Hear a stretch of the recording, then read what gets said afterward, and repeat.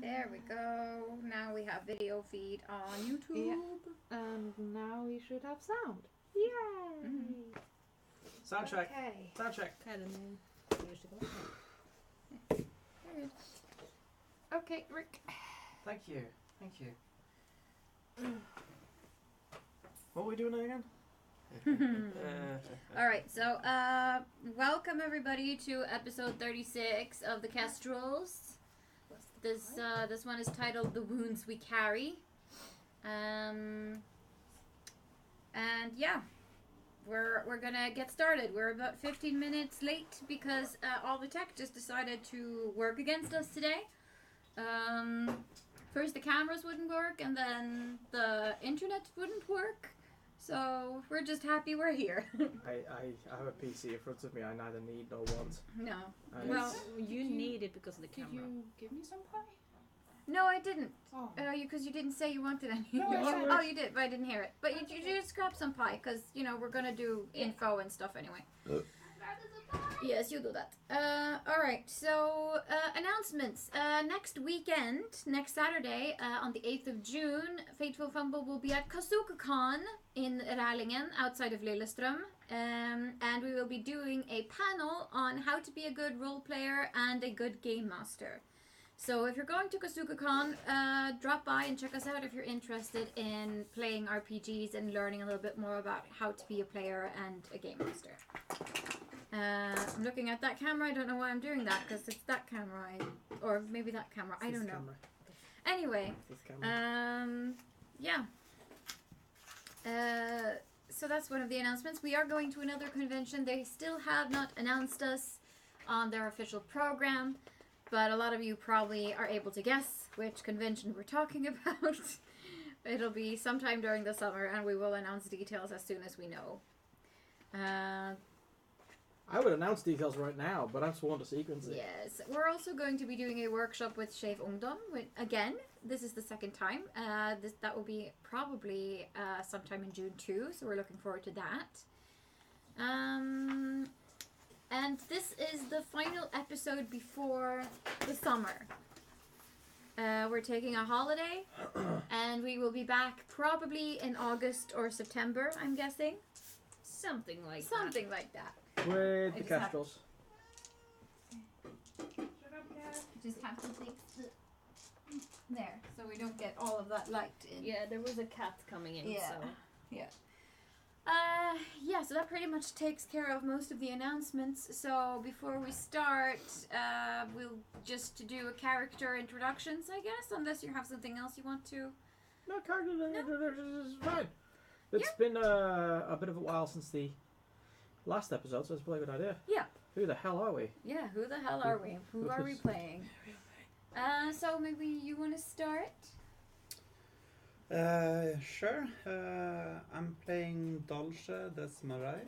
He's a Norwegian noble with a counterpart known as Shyla. Yeah, that's his alter ego. Sort of. Yeah.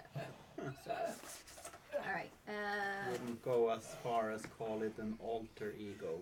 Alright, an alias then. Super ego. More like a persona. Right. Awesome. Right, I play Valeth, the elven former circle mage. By now, she's the mom of the group. She's also wildly unstable right now because of Red Lyrium and long lost fiancés and murder. Yeah. She's working on it. She's trying to get through all of her trauma and issues, okay? She's trying to be a good girl.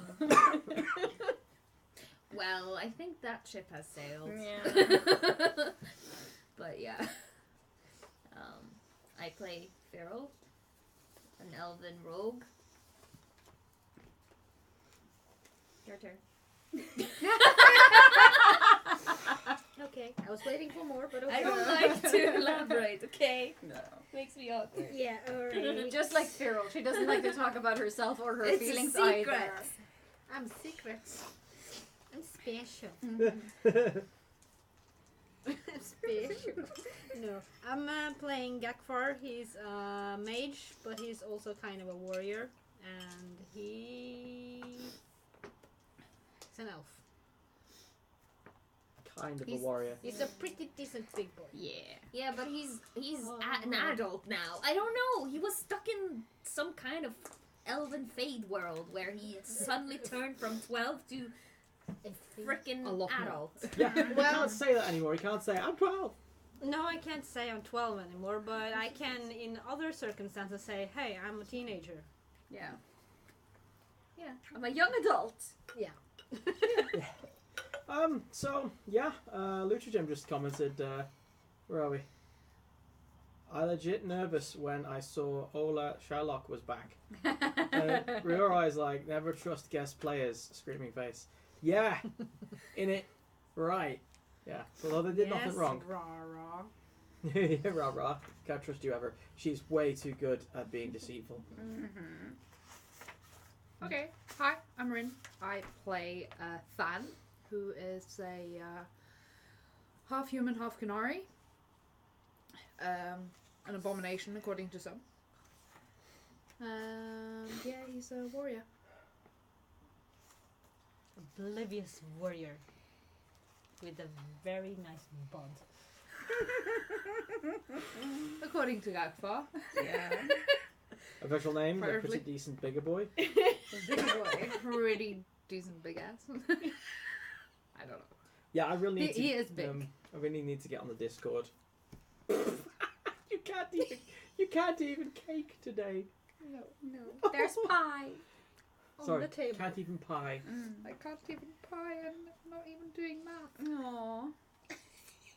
But yeah, the Discord, I've been informed recently, is where all of the fresh fan art is and fanfic.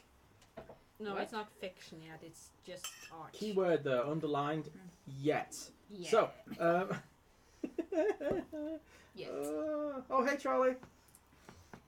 Charlie's Dragon just popped in. Hi. Yeah, you better say hi. Sheesh. So in the last episode, what the heck happened? There was a lot, wasn't it? Yeah. Big battle, No, the battle was over. people died. Well, Yeah. the battle was ending, Yes. but wasn't completely over. Yeah, it was over. Yeah, it was over in the last episode. The last episode started with us after we had killed the guy that was possessed by the liar, and we started to check each other for those runes that were inscribed in our flesh. And Fateful and Than went on a looting spree. Yeah, we Yeah. found a lot of the secret notes and things that people has written. And we found out that Shylock has been dealing with the enemy all this time. Surprise! Surprise! He's been providing the enemy with lands. Or something. Yeah, grain, or outside I of don't remember. Ostwick, around Markham. You love it when you write notes and people can't remember them properly, so they just try and remember them, and then they end up taking the completely different meaning. No, but that's what I read from it. That was I that mean, was what I They remember. might have been using Shylock, like buying stuff off of him, but we don't No, know. it's fine. Let's go with it. This is going to be hilarious. I can find the notes. Oh yeah, we have the notes. I have them here. Oh gosh, Yeah. we have empirical evidence that Shylock is a bad man. On nose. Anyway, do you want to do a Busted. recap? Yes, I do. Shlem llama. Yeah. Slim llama. Be a bad llama. So Also, we got told that Bernard was sent to Ostwick to kill the apothecary and Arya Hark, the Red Bitch 2.0. No, Arya Hark and Bernard is it? They're talking together. No, but it says kill Arya Hark Morgan. Oh yeah. So he has to kill them both and then return. Right. Who's Bernard working for then? I don't know. I have no idea what's going on. And Bernard was the dwarf? Yes. I didn't even know he was a dwarf. This is why it's Me important to neither. run RPGs I thought he was a regularly. human all this Yeah, time. I I just did heard too. rumors You know what? that I he was thought a dwarf. that too, but that was because the guy who's behind the inspiration of the character is like 2 of me tall. So for me to like accept him as a dwarf, it takes a lot of imagination. Right, so the note said, under the cover of Shylock, we shall proceed to acquire the farmed trade routes such that the results of Red Seed will have maximum effect. After the rains, our mission will be complete. See, under the cover of Shylock, it means that he's on the team with Shylock. Shylock is providing Or them they're with plans. paying Shylock. Or the liar is possessing Shylock. Who the fuck knows? In the Anyway, cover of. we need to talk. Continue. And all the ways that I read this is Shylock is the bad guy. Yeah, I'm not surprised. That's how you like to read the thing. Yes, Do you want the notes? No, it's fine. I don't even want to front seriously. I mean, he might well be. He's the Who guys who we knows? left standing after all the dust has settled. I take the 5th. Fifth. Oh, Reading she the is the 5th player. As So- in, I'll remain silent. Silence! I have made my decision. Quite so you Bring get the back reference. My girls. Or it's actually Shylock's identical twin brother posing as Shylock. One is bad enough. Yes. Imagine if they were twins. Oh my word.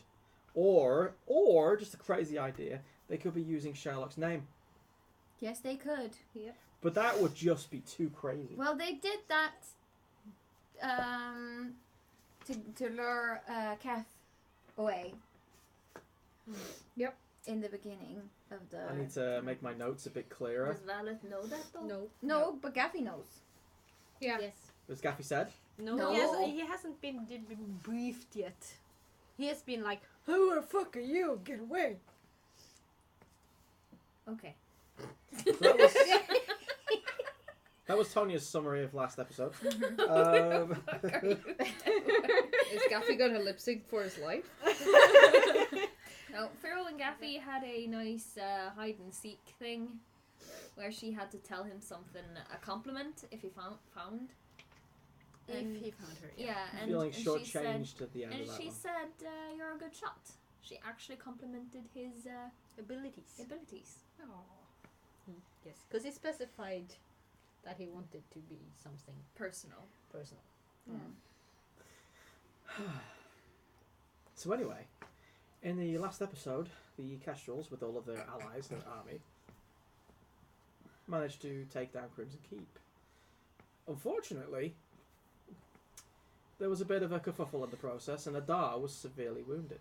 He did not survive his wounds. A lot of information was picked up, some of it unclear,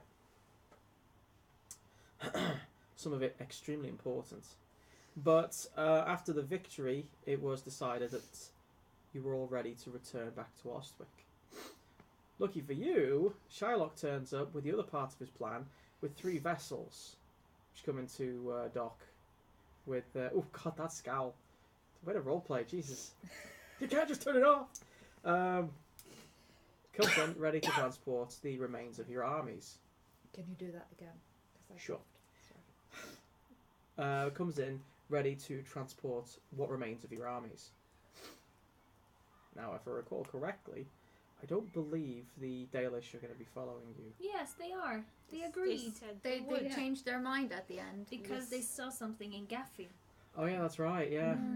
They saw the pretty decent big boy. Yeah. For he is the pretty decent big boy. Cool. We're going to actually begin at sea. I'm taking a rest so I can regain mana. You automatically count as having taken a rest. You may heal up, get some mana. Yeah. No levels. No, we figured. Yeah. Sorry, you're already way I want up to it. be god level. Go on. No. I don't want to be god No, level. me neither. We're gods. Dive off a cliff. You can be as high leveled as you want, but Cyril will still not love you. No! Shots fired. I'm gonna I get know, okay. some hate mail for that, aren't I? All I'm right. just watching the YouTube, waiting for my reaction there. That was Throw one of the cats at him next chance you get. yeah. Just don't touch the cameras. No, Lucia Gem's right. The reason I didn't want the Dalish was because I don't want to have to do more Welsh and Irish accents.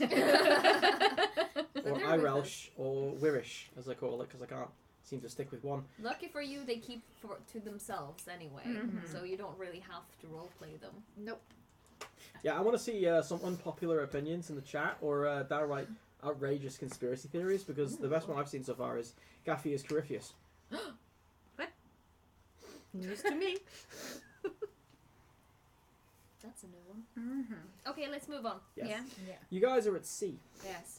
You're on a lead ship, and there's 3 of these old cantankerous vessels that have been commandeered, and it's taken 3 of you to carry as much of your army as possible. You're in the hold. Be careful as you shake the table there. You're in the hold of the lead ship called the. Could find the bloody name here. The Winds of Fury.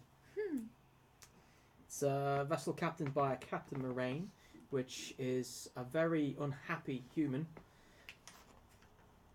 Go on, you're about to say something nasty about Sham. No, did you say Lorraine or Moraine? Moraine. As in the white stuff you have on top of cake? Meringue. Yeah. That's what that is. Yeah. No, he's not Captain Meringue. Oh, Although now So that sad. Such disappointment. now I actually want him to be called. We're going to call him Captain Meringue from now on. Why not? Thank you, Cinema, for No, giving us it's this. obviously Orlesian, so it would be with a little inflection at the end. It'd be called Meringue. That's even worse. No, meringue is Meringue. kind of French to begin with, so it Yeah. would be Orleans. Mirage. Did you just say a random word? Yeah. All right, he's called Captain Larage of the Meringue, who is a rather white-haired individual. Walks around with, I kid you not, a peg leg, which, unsurprisingly, he tries to hide with his pants, his pantaloons, or whatever. And he doesn't like people looking at it. I'm looking at it. He kind of gets rosy cheeks whenever you do. I wouldn't notice because I'm looking at his leg. Or Which- did you mean rosy chinned? Yeah. Rosy shinned. Which during the first day led to him asking you politely not to look at his wood, which basically made everyone on the deck laugh out. Yes. He became rather embarrassed and then proceeded to hide in his captain's quarters. That's fine. However, you were an instant hit with the rest of the crew. Shylock and Puck. Puck was very happy to see you all. I high five him. Yeah, you probably would be able to. Big ham fist. Probably nearly breaks your wrist.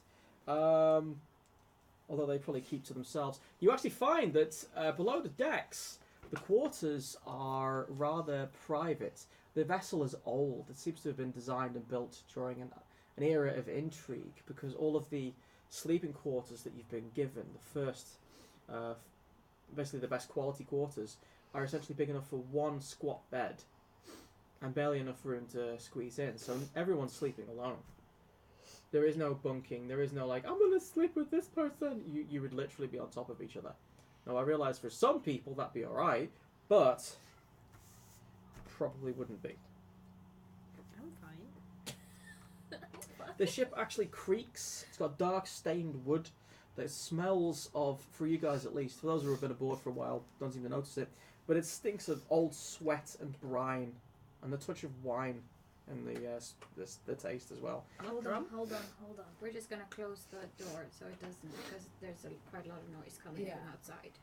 I'm just gonna make sure there's no cats here. Hey, come on. Inside.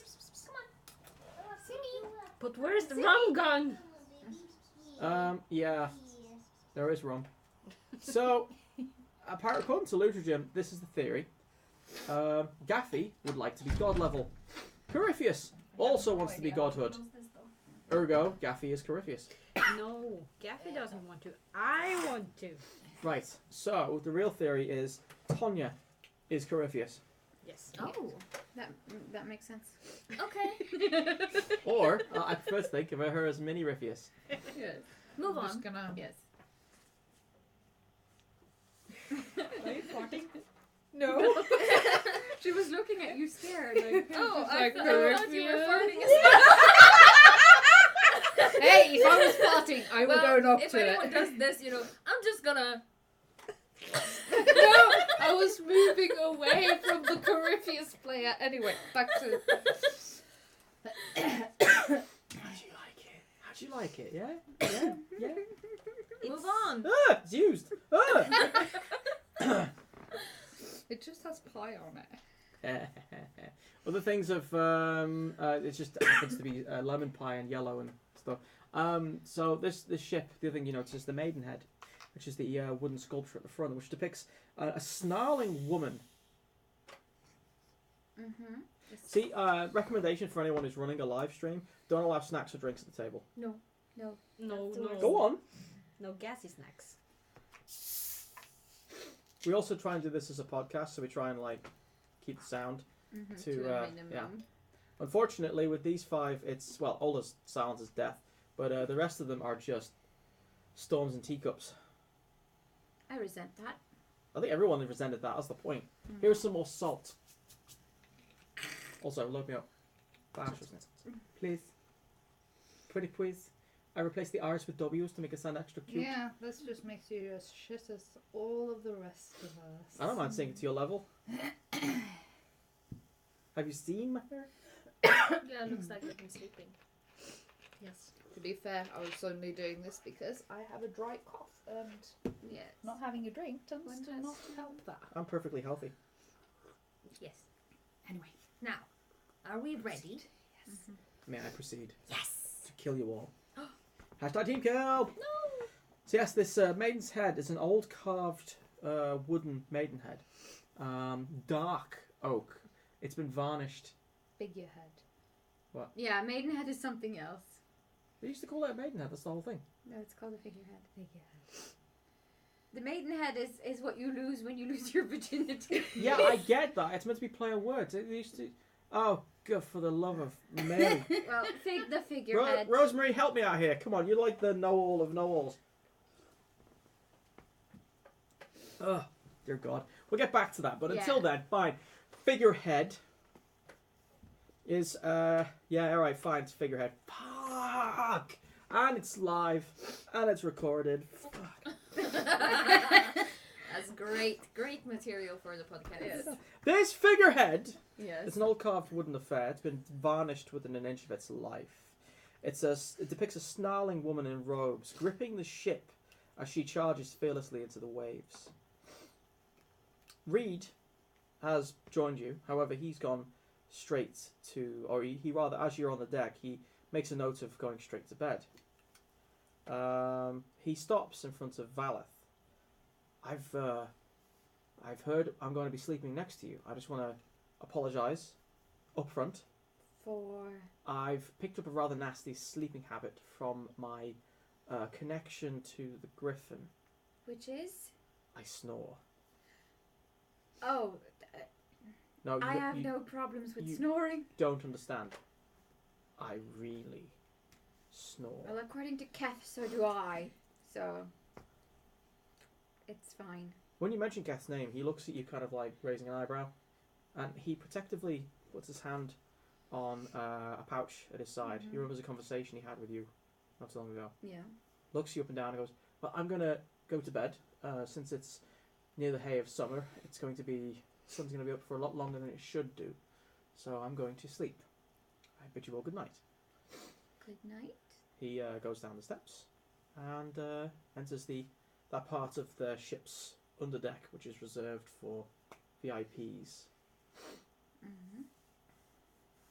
As you all enjoy your, well, as best you can. Actually, you know what? Everyone roll Constitution, because I'm curious. Who doesn't like being at sea? I wonder. Jeez whiz. Is it Can be just lucky. a pure constitution or anything else? Stamina. Stamina. No, I wasn't describing Shylock's Maidenhead. Thank you very fucking much. That's an 11. Maidenhead is a town. Yeah. Yeah, it is. Is it 11? Did anyone get lower than 11? No, 18. Awesome. 18, yeah, of course. 15. So technically being at sea is like nature for you, so... Mm-hmm. Yeah. Oh yeah, it's all nature. Well, considering the last boat ride we had was probably 10 times as bad as this one. True. Well, yeah. I would like to present my roll. Oh, T3. You're fine. I'm feeling skipper. Yeah. And He's literally Jolly. standing at the front of the vessel, like doing the the Titanic. hair just flowing back over his head. Yeah. Meanwhile, He's probably helping Valeth. I'll hold not your hair up fall for you. overboard. I hate the ocean. You hate everything nature. Yes. So what do you like?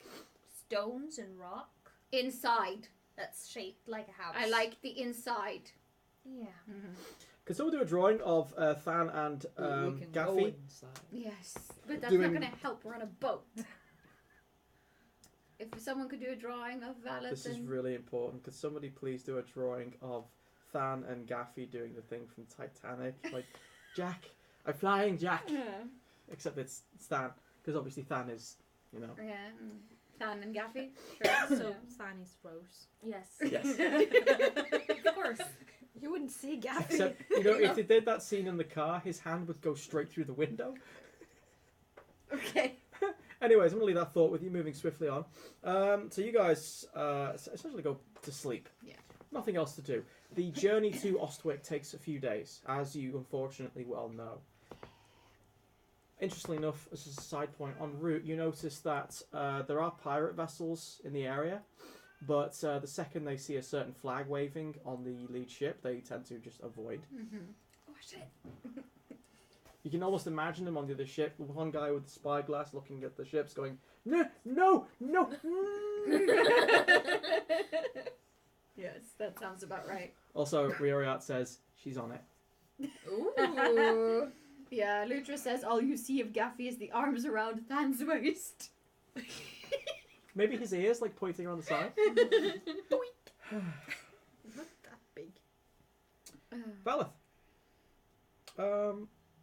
As the sun goes down, the ocean is pitch black at night, although the moonlight tends to give this glimmer of silvery light on the surface of water.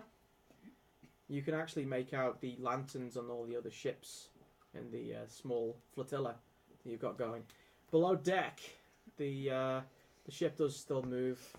You've got nothing left to throw up in your stomach, No. thankfully. And the small lanterns inside tend to sway with gravity as well. The corridor inside, however, is thankfully well lit. There's a series of closed doors. You see a figure at the back end of the corridor. Mm-hmm. Who is it? Is it like a person or a shadow or? The silhouette looks very familiar, and for a second you think it's Keth. I go closer just to investigate. I don't want to wake anyone up, so I'm being quiet. You get closer, you realise that it's just a very uniquely stacked pile of barrels. Well, does look like a giant walking tin can, so.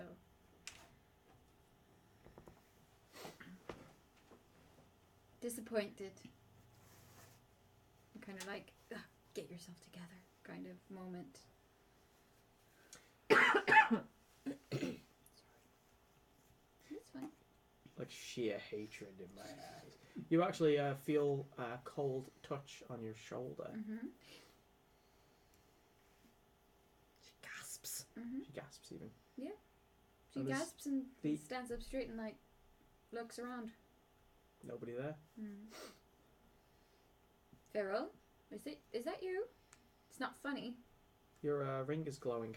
Mm-hmm. Well, she'll look at the ring and try to like, do that magic sensey thingy she does to see what it could be, like if there's any magical source around it or Magic near sense. it, or Yeah, roll it. Roll for it. Yes. You got to roll it. You can't have anything for free. Magic. Ooh, okay. So that's a double.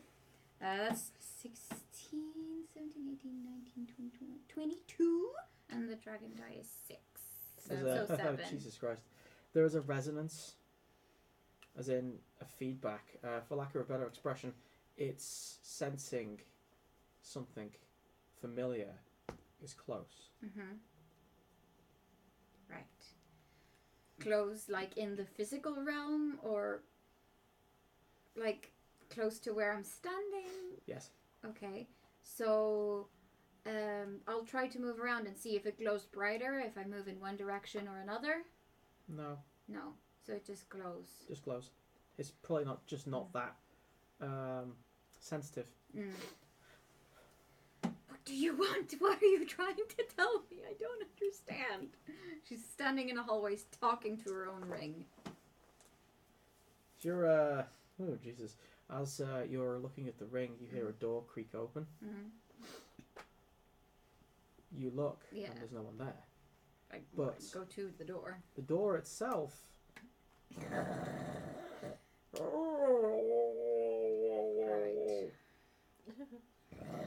That is the sound of Reed snoring, Yeah. which sounds very much misplaced in this thin, pasty human. Mm-hmm. Well, sure it does. Just to refresh my memory, because I didn't make it all the way to the end of the last episode when I rewatched it, I did talk to Reed, and he asked me how far I was willing to go to save Kath, and I said whatever it takes. And then I begged him to teach me how to do it. Did he teach me? No, he refused. He refused. He said it was too dangerous. Right. Well, then I guess this is my moment to try to do it anyway. Ironically, you do actually see that his this knapsack with all of his notes is casually hanging from the side of his bed. Yeah. So she knows so much better than to do what she's about to do. She knows this is not the right way to go about doing things, but she can't help it. Mm-hmm. So she is going to go in there and rummage through that pouch to see what it is he's so protective of. Roll stealth. Good luck. Yeah, I know, right? This is where she wakes the dead. Yes. Oh, no. 4, 5, 6, 7. Is it dexterity? Yes. 9, 10? 10? 10? I guess you could drop a bomb in that room without waking him up. Maybe, but it's still a 10. My lord. It's not good. It isn't. Nope. Luckily, he's a heavy sleeper. Uh-huh. Just for a second there, you think he's about to... Or rather, his eyes open. Mm. And I you just freeze. And then you remember that he's blind as a bat. And then he just kind of yawns and then rolls over. She's like, holds her breath. She doesn't dare to breathe. Like, all this time, she's just like, keep it in, keep it in. Cool. You now have in your possession all of Reed's notes. Uh-huh. I will go into my room and I will look through them. Cool. Under the candlelight of your room's cramped illumination, just basically pull out this rather large, hefty tome that may well have been a rather serious-looking book at one point, but it's been thumbed through and edited that many times. There are that many slips of paper just thrown in that it seems to be more like a bee's nest of information. Now, what you do manage to glean from it is... Do you want me to roll for it? No, No. be good. You haven't got the time to get everything anyway. No. What you do learn is that Darsmurid, as a word I hope I'm pronouncing correctly, of the circle in further north, before their annulment, which occurred last year, they were apparently the foremost specialists in locating ships lost at sea. However, it did note that doing the spell at sea itself didn't come without risk.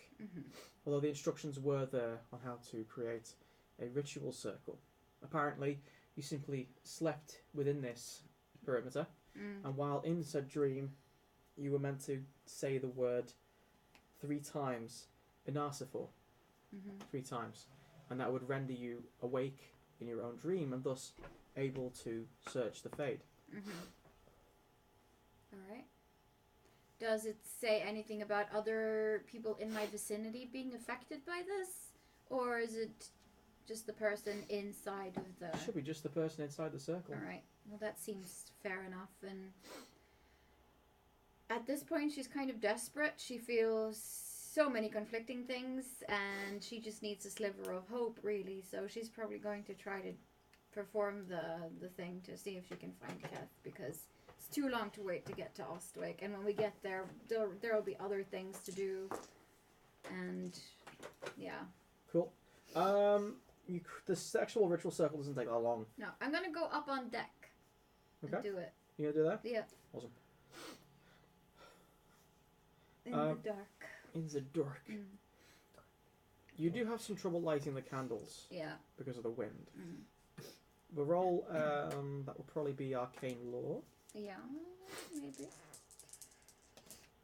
Let's see. Ooh, that's 10, 14, 15, 16, 17, 18, 19. Oh, wait. 20. 20. Yes. Groovy. You managed to get the ritual circle up and going. Yeah. Although there are some people up there, like about 2 or 3, Mm. that are on night watch. They're looking at you with like raised eyebrows. Mm. Like one of them is shaking his head. And you cast the spell. Mm-hmm. You think it worked, but you haven't fallen asleep yet, so it's difficult to say. Yeah, I'm gonna have to fall asleep first. You're gonna sleep on deck. Yeah. It's gonna be cold. So I'm fully dressed, and it seems safer to do it up there than down there.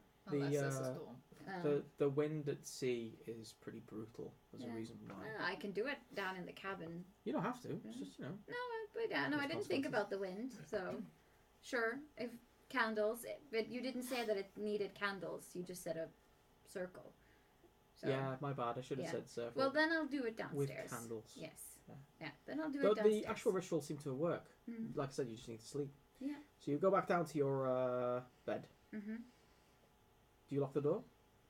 Well, yeah. I think so. No, wait. No, I don't need to lock the door. I don't even know if we have doors. Yeah, you do have doors. Okay. But, I mean, if the circle is...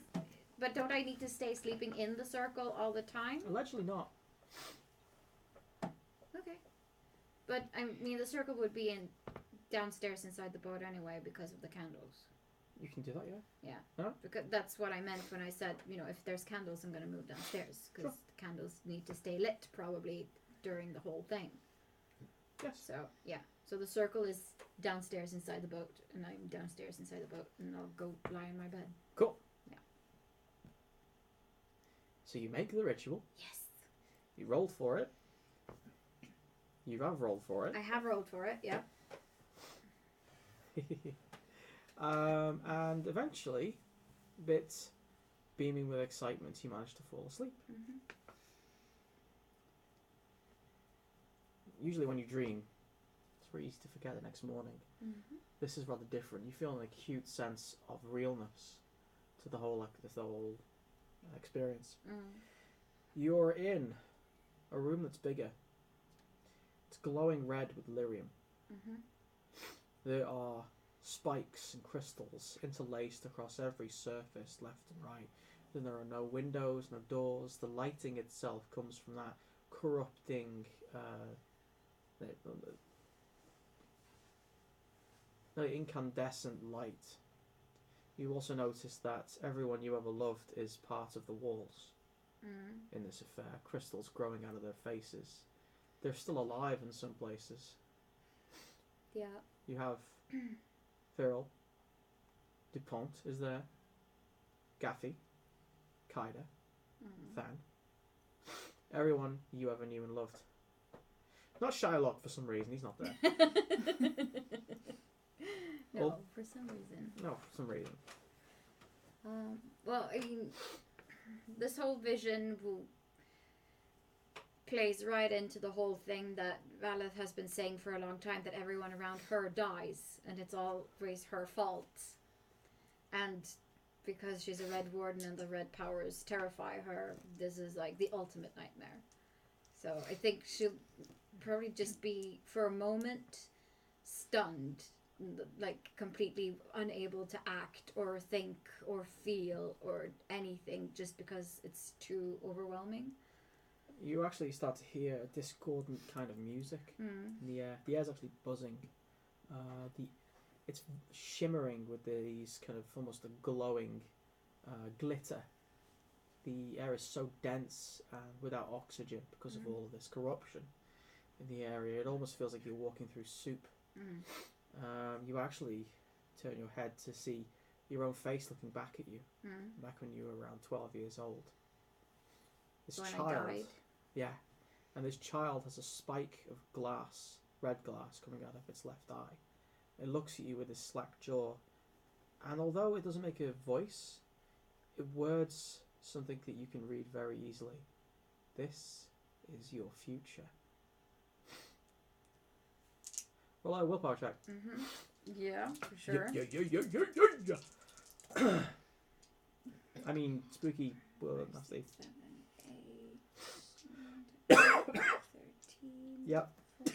16. 16. Awesome. You hear a voice at the back of your head uttering the word that you should utter. Inarsifor, Inarsifor, Inarsifor. Awesome. A door appears so suddenly that it shatters the red crystal. It invades the dream space that you're in, this nightmare. And with more violence than you ever thought possible with a wooden door, it swings open, shattering more red crystal, revealing a rather greyish looking corridor, a familiar corridor inside the ship. Well, what she wants more than anything is to leave this room, but before she leaves, she'll take a good look around and remember all of the faces of the people she loves that, she potentially has killed, turned into red crystal. And she's going to hopefully remember that when she wakes up, because she's not going to end up in that situation. Just seeing that, it's traumatizing. So she's just looking at everyone and she says, I promise, this is not my future. And then she leaves the room. As you leave, go into the corridor, the door that you walk through never existed. The corridor's bleak. It's greyly lit. And every perception that you have, your sight, your smell, your hearing, is plagued with a woozy feeling. It's almost as if it's kind of behind a layer of water. It's kind of this waviness to it, which like you're kind of unsteady. Yeah, as if it's not real, but you're struggling to make it real. Yeah. The creaking of the floorboards is ever present, and ahead of you, behind you, you have a series of doors. Not as many as you remember, but some of them are there. They're all different. They all have these different personalities to them, which is odd. Ahead of you, you have the steps leading up to the top deck. The creaking that you hear seems to contort into a voice, one which sounds like tortuously bending wood. And the door up to the top deck opens as this rather tall, dominating figure comes walking down with a jittering, what would the expression be? It walks down the steps in a way which seems very inhuman, almost like it's having trouble walking. This figure which is illuminated from behind, so it's hard to make out, seems to have robes that don't flow. It's just stiff. And its eyes are glowing this lime green, almost acidic green. You should not have come here. I can do little for you now, it says. Although from its face made of wood, seems to move like as if it's warping the senses to imitate the motion of a mouth that's moving. It doesn't have a jaw that moves. There's no sense of flesh. It's just your perception which is being warped to imitate speech. Who are you, and what would you have done for me otherwise? As the figure gets closer, bear in mind there's no lanterns in this corridor. You recognise it as the figurehead from the ship. It's tall, feminine, but with an angry snarl that seems to warp every time it motions its mouth. It's very crudely points back the way it came. The gesture isn't empty, however, and as the door behind her slams shut, you see ruins burn into the frame around it, sealing the door. You can actually hear the wooden door sealed even tighter. Mm-hmm. She's a little nervous, not gonna lie. Heart rate is probably going like... Hello. Yeah. She actually points towards your feet. Mm-hmm. She points at your feet. Yeah, I particularly. look at my feet. So, when you look down, you actually see half visible tendrils of some kind Mm-hmm. wrapped around them. Mm-hmm. Not stopping you from moving, but they always seem to be present as if they're Mm-hmm. some sort of mark. You cannot go back, for you uttered the Leviathan's name thrice. Mm-hmm. It has you now, but you need not fight alone. It gestures with this gaping movement with its hand, Mm-hmm. pointing to the other doors. Gather your friends. Fight for what you hold dear, or die in your sleep. What's going on? The name? The spell? Don't speak its name again. You'll make things worse. Alright, so what did I do exactly? Because there was nothing, no mention of a Leviathan in the notes. Nor should there be, because knowing its name and remembering it gives it power. Uh-huh. Ignorance is your strength. Okay.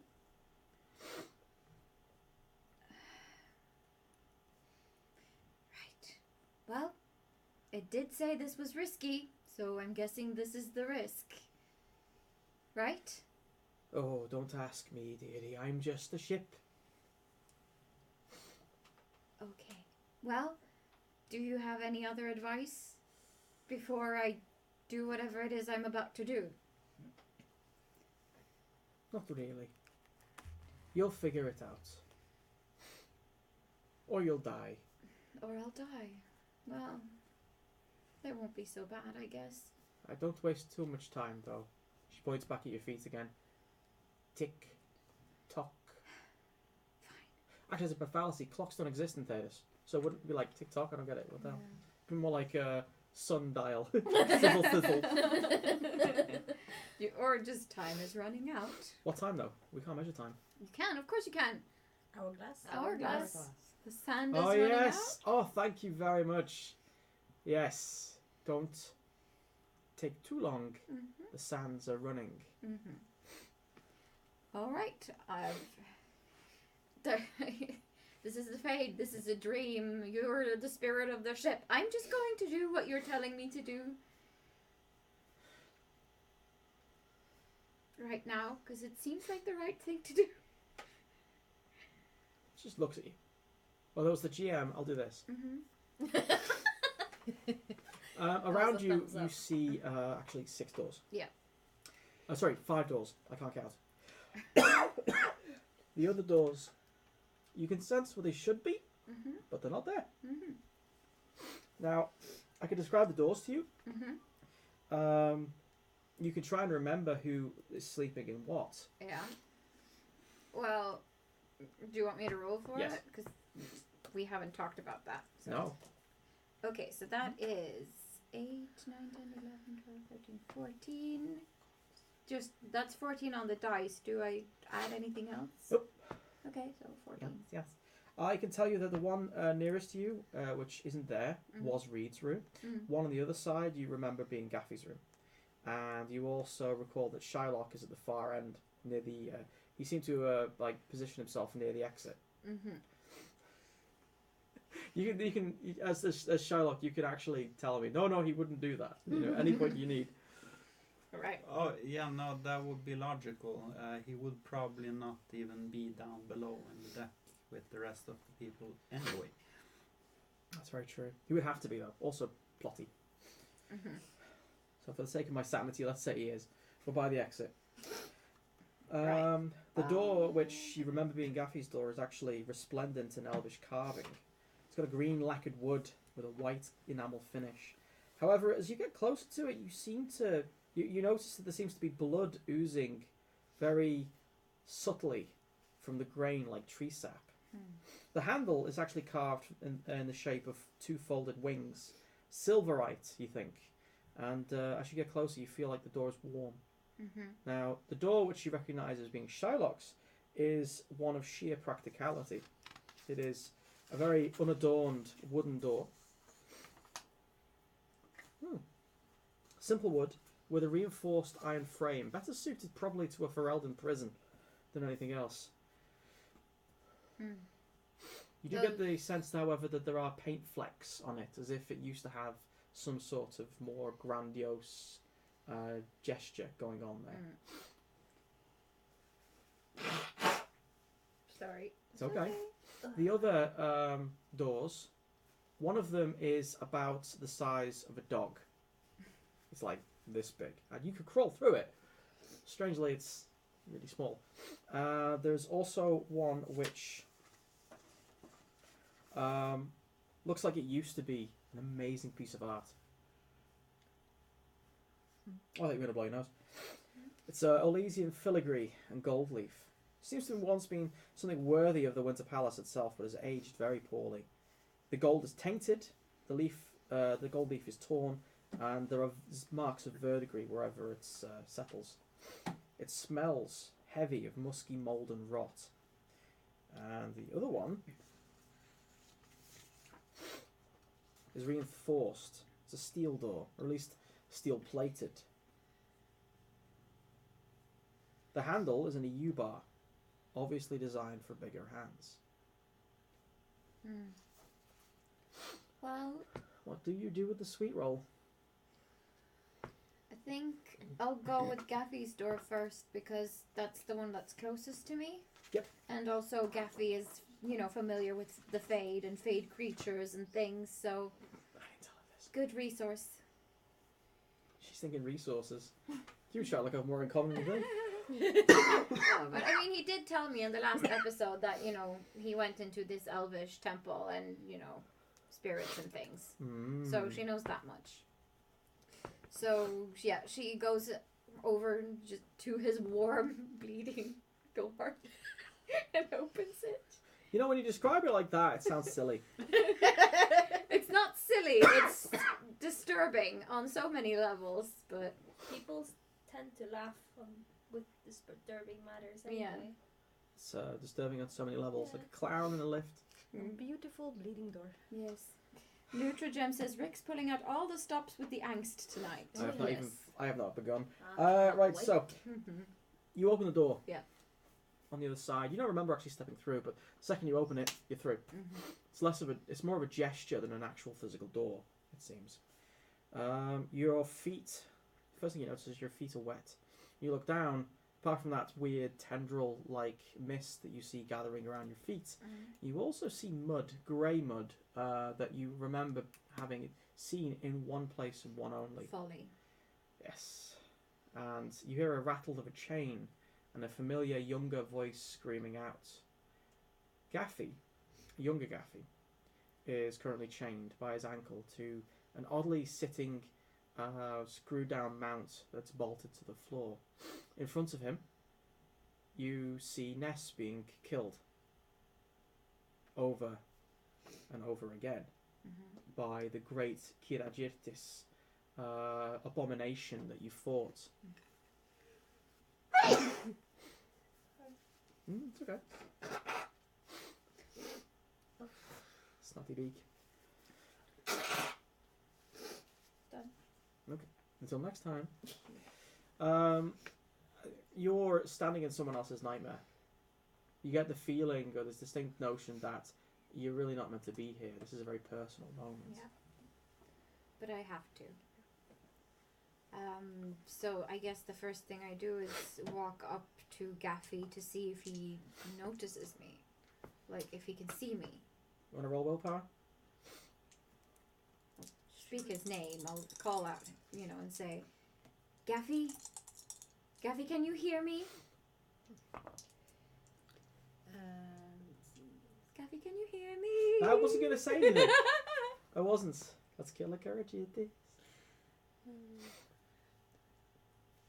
Wiki cheeky. I got a 21 on the 21, die. Whew. Nice. But okay, let's see if I can roleplay this out. Yeah, Gaffy, can you hear me? Wait, what? Gaffy, Who are you? it's me. It's Valeth. Your friend? Your father's friend? I know who Valeth is. Stop tormenting me. Who's tormenting you? Like you don't know. Well, I can see that your father is being killed in front of you over and over again. Are you punishing yourself, or is someone else doing this to you? What's going on? He just looks at you with hatred. Mm-hmm. He doesn't realize that you're Valeth. No, probably not.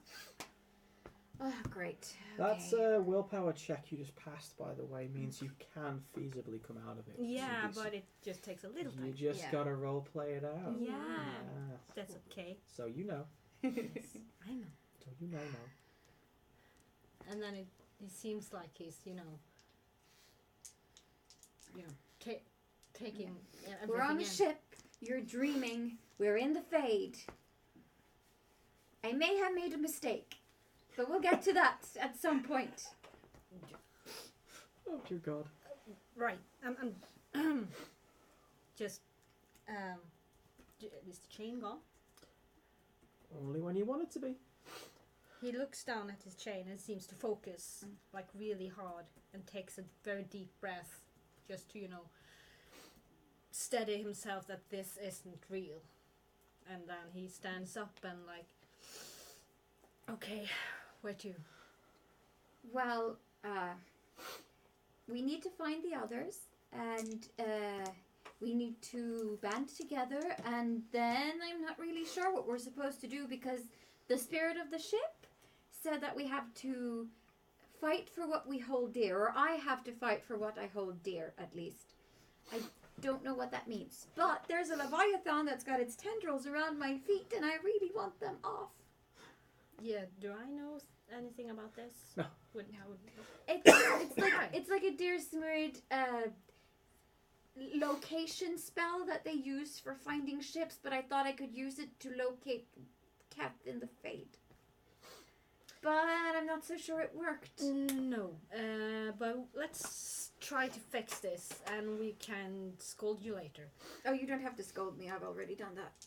Oh, well, we'll have to see about that. Let's find Feral and Yes. Fan, Yes. at least. Let's. You're notice that the figure of Ness and the Kira Jurtis monster that were there, both standing looking at you both as if you've just disrupted this whole thing. Mm-hmm. They look at each other almost absurdly and then look back. Oh, be gone! Roll willpower. Go on, go on, go on. Self-discipline. Mm-hmm. Me too? Yes, Ooh. you. 15, 20, 23. I rolled 3 5s. Check you out. True story. 19? 19, huh? Fuck. Alright, fine. As you both look at them bleary-eyed and say, go... Oh, fuck off. Both of them seem as if they're in physical pain, and then they just poof out of existence. Their colours, their lines, all become vapour and mist. And then the whole dream starts to collapse. Yeah, I stole a line from Inception, so sue me. No, don't sue me. The door behind you starts to slowly close. We run towards the door, I guess. Yeah. Yeah. It's like, okay, I think that's our cue to leave. Athletics, please. Ooh, fuck. Athletics. Where even is that? Strength? You mean I don't think. acrobatics? Maybe. No, you have running. That's Constitution. Running. Yeah. Yeah, it has proficiency running. Take a lot. 11. Yeah, that's an I 11. got a double. That's 15. Before you 19 with a double. 19 with a double, show off. What do you get? 11. 11's just enough. Oh, thank yeah. goodness. I would drag her with me anyway. You could try. Yeah. I mean, she would just slow you down. Really, you should think about just leaving her behind. She's too much trouble anyway. It's the dream talking. Don't Yeah. listen to it. He will definitely drag her. Yeah, Because no. he knows he's faster. Yeah, but that's it. You know you're faster without them. Why on earth do you put up with any of them? Anyway, moving on. You get into the corridor. The Yeah. door closes. and there is this cracking sound in the door. Just there's this big X that cracks into it. All right. The message received basically is like, you're not going back in there. Clearly. Who would? You for the first time you come into the corridor, it seems the palette in here is very much monochrome. It's very dark. Everything's faded and muted. The creaking of the wood is more prominent. The lights don't seem to possess the lanterns don't seem to possess any light to them, although they're obviously lit. Does it seem familiar? It's the corridor of the ship you're in. I mean, not the corridor, but the feeling I get from being in this. No, usually Fade? when you've been in the Fade before, it's been a controlled environment. Even the sense of being, elvish doesn't seem to help. Yeah, it's just hollowness. At the end of the corridor, you see this tall, dominating figure that's taking up most of the corridor. That seems to be guarding the way out. Do I recognize it? If you've seen the figurehead at the front of the ship, then yes, you would. What's most eerie about it is, despite the darkness, its eyes shine with an acidic green light. It doesn't move a millimeter. It just watches you. Gaffy, the wind's fury, Gaffy. Right. Nice to meet you. So, do you remember where Than? I didn't see him. No, Farrell's door is probably the Arlesian one over there, but Than's is the one with the big handle, and I can picture that, but yeah. For some reason, Shylock's door, I think, is over there. There's a brief moment when the small door opens, and Puck emerges. He just comes out of the corridor, just... Why are you here? Aren't you a Yes, dwarf? how did you get here? He looks at you like as if he's surprised to see you. How can you be in the Fade? He puts his fingers in his ears, which is no mean feat considering his fingers are so big. But then again, his ears are, so they just wedge in, and he goes... I go smacking him on the head. He goes over to where Shylock's door is, and then boots it open and jumps in, and then the door closes. It is the most absurd thing you've ever seen, and yet it seems to be perfectly normal for him. Oh well, I guess he's got that handle. Let's get... Yeah, we'll get back to that later. Let's go look into Farrell's door. Yeah. Yeah. I'm not sure I quite understand what I just saw. No, it's... I don't think we could ever understand that. All right, so... You could, if you could be bothered. Was that In Puck's head, he's like, I just went to take a piss. Oh, I know for a fact the plot hooks never work on you guys. No, I could literally feather and tar the plot hook in glitter. All the glitter from a pride parade. That's what you just did, pretty much. All I'm saying is I've tried before and it never works. Just We would not ever prioritize Shylock over Farrell and Than. No. She didn't mean that. I'm sorry. She did. She's totally with like he needs your help. Anyway, go on. Alright, so Farrell's door. Farrell's door? Yeah. You sure about this? Yeah. Okay. We're gonna get them both anyway, so just start with the Yeah. closest ones. It's just a matter of time. And I guess Farrell's closest? I'm not sure. Yeah, I think Farrell's door is the one closest. Farrell's and Thans are actually facing each other.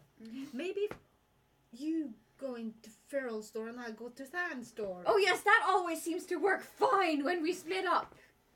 I haven't heard before. Sure, I mean, time is of the essence. If you think this is a good idea, fine. If you can handle yourself on your own. I mean, I guess I can handle as well as you can. Alright, then you do Than, I'll do Farrell. That came out wrong. That's not what I meant. I know what you meant. It's okay. Yeah, let's just do this. I don't want to do Farrell right now. No. So.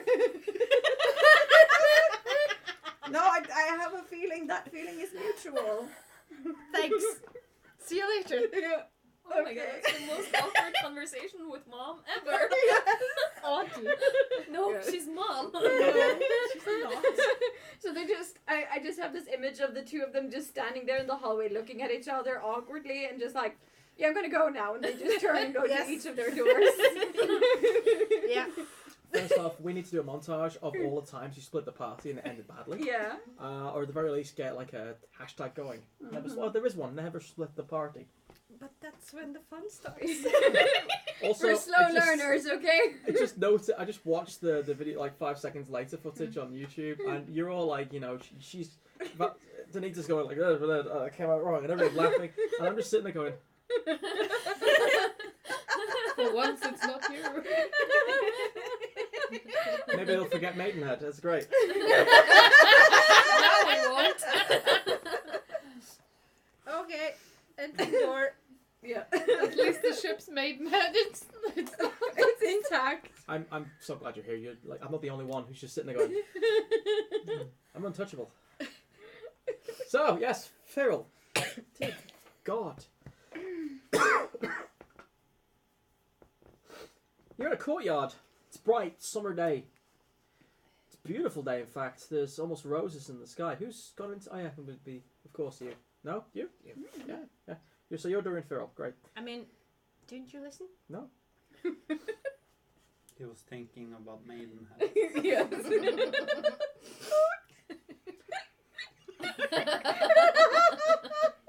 I take it back. I'm not glad you're here. That's the smuggest grin. It looks like a normal grin for him. Come on. His MO is smug. He's a smug mug. Oh God, you were the chosen one. You were meant to help me, man. Okay. Yes. Yeah, Angst. the Come day on. outside is it's absolutely beautiful. There are birds twittering. There are roses in the sky. Although you notice that the roses seem to have a autumnal, dying feel to them. In the sky? Yeah, that's what I was In the thinking. breeze. In the breeze. Okay, so Fine. petals are blowing in the breeze? Yes. Okay. Yes. We have that now. Yeah. Okay. Everywhere is the scent of acidic or other a perfume which is too sweet, too much close to soiled meat, but it's there. It's prevalent. There are almost a good 200 people in this courtyard, all baying and shouting and cheering and jeering. They're all very happy, very angry at the same time. They're all wearing masks, clothing which probably costs more than it did to build the ship you're on. Oh, dear me. This is Val Royale. You recognise it? From stories. Absolutely. There's only Val Royale which has this level of sheer decadence to it. This, judging by the wood stockade that's up in front of you, is the Executioner's Square. Kneeling on the stage of this temporary wood that's been set up is a snivelling elvish boy, although one of his ears has been clipped almost casually. He looks a mess. Although his clothes look like they were of decent make, now he looks like he's been left to become filthy in them on his own for quite some time. Got a blonde hair matted with dirt. This kid mustn't be any more than 16 years old. Oh, the crowd. They're calling for his blood. A nobleman. The noble is a word. Seems more at home in a rat's warren than a place of nobility and civility. Standing by the chained boy with a scroll in his hands. For the charge of conduct most foul, the creation and distribution of propaganda and libel, with no shorter aim than to destabilise the very glory of this fair city. Death be it then. Let it be known that this severity is not due to the criminal's race. He gestures almost nonchalantly, but as a message to those too cowardly to share in his fate. Takes the scroll and points it at the crowd. You know of whom I speak. He does with a broad stroke.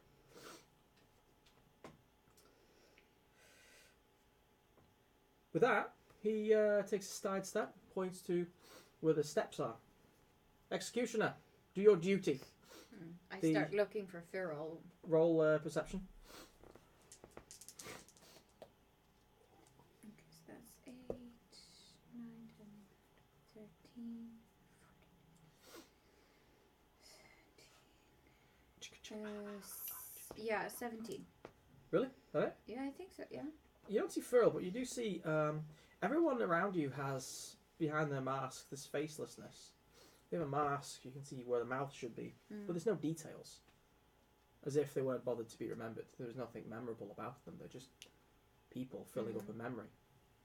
However, there seems to be a couple of people at the back who do have their faces visible. And they seem almost out of place in the detail. There's a... They all seem very well off. One of them has light brown hair, thinning on the top, rich, with an almost overly placed anchor heads on his collar. Seems to stand very straight-backed. A woman next to him, red-haired, has a face which is worthy of a statue. Although she has a bit of a round shape, and has distinctly visible freckles thanks to the sunlight, no doubt.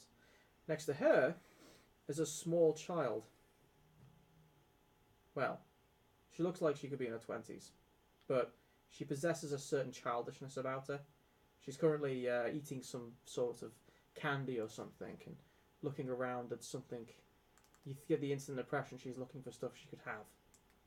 There's a certain level of I want about her. There's also red hair and an extremely haughty expression on her. But those three stick out. So I move closer to them and I'm like, Viral, are you here? The try three to whisper as I move. Yeah, the three look at each other like almost confused and look at you. Sorry? Beg pardon, I seem to have lost my friend. Well, a friend is not to be losing. No, she's somewhere. She's here somewhere. Have you heard of Viral? Do you know who she is? Feral? Yes. They kind of natter to each other quite with like hand across the mouth, you know. The red-haired woman pulls a fan out and wafts it down straight with an expert grace, puts it across her face, and then talks to the man. You know, like they whisper to each other back and forth. You mean, of course, Firilla? Oh yes, of course, Firilla. How could I forget? It's been a long time since I've seen her. To be fair, that is what she is good at. Yeah? Yes, it is. She's very good at not being noticed. Well... Have you seen her? No. Have you? Not yet. Then it seems like we are both looking for our lost friend. It seems so. I would be inclined to... The young one, the youngest one, goes over and, like, almost casually, with absolutely no sense of guilt whatsoever, stamps on his foot. He goes, "Ah, glory day!" He looks down at the girl looks up at him. There's this exchange of wills before she kind of goes, and then walks off. He turns back to you with a broken foot. Strong-willed one. Very much the sister of the family. You have to excuse me. I am not entirely of my mind right now, but you may want to check the shadows. Yes, that seems like a good place to start. No. I wish... No, it wasn't before, but now I think she will be sticking to many shadows. It's where she will find a lot of solace. I see. Why is that? You just look back at the execution. The execution is interesting because when you look back, it seems to have been waiting for you to look back. Yeah. Like it's been on pause. Yeah. And the second you look back, this darkened mist solidifies to become this great hulking beast that stomps up the steps, carrying an axe better suited towards decapitating a dragon than a small child. This creature has greyed, mottled skin, almost darkspawnish, if you didn't know any better. And its head, cowled as it is, with these red, dripping eyes of blood, ears like bats, and hair that seems to be alive. This thing is obviously not of this world. This is probably a tainted memory. Yeah. come stomping over to where the kid is. The kid is... I'm going to disturb the memory. Okay, how are you going to do that? I'm going to cast magic at it. Like, I'm going to try to kill the executioner and save the kid's life. Because that's something that wouldn't have happened probably in the past. Sure. So I'll try to do that. Okay, how do you want to go about it? Well, I'll just run towards the stage and get up and behind the executioner and just fire off a spell at his back or something. Cool. You get up behind the executioner, you fire what spell? Mind Blast. Cool. Alright. You're going to use the mana? Yes. Oh, crap. Crapsicle. Crap. You didn't see that. I don't think she did. Hey. What's your spell power again? My spell power is 18.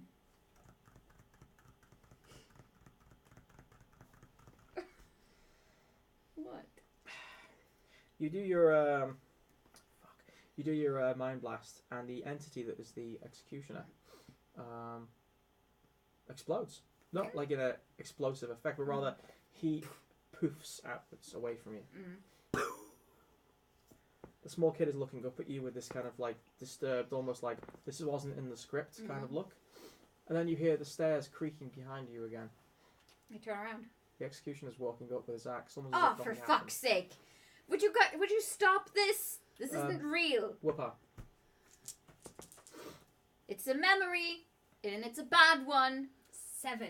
7. Yeah, no. No. Yes. We're going to get back to you. Now, we're actually going to go to Dolce. Cool. In his memory, right now. You want to describe it for us? Yeah, Pug, he stumbles into a courtroom. And there's an assembly of what looks to be the royal court of Val Royal. You can see all the gathering nobles of Orlais gathered in the room. And they seem to be discussing something. You can read up what the Chancellor says. Yeah, I can.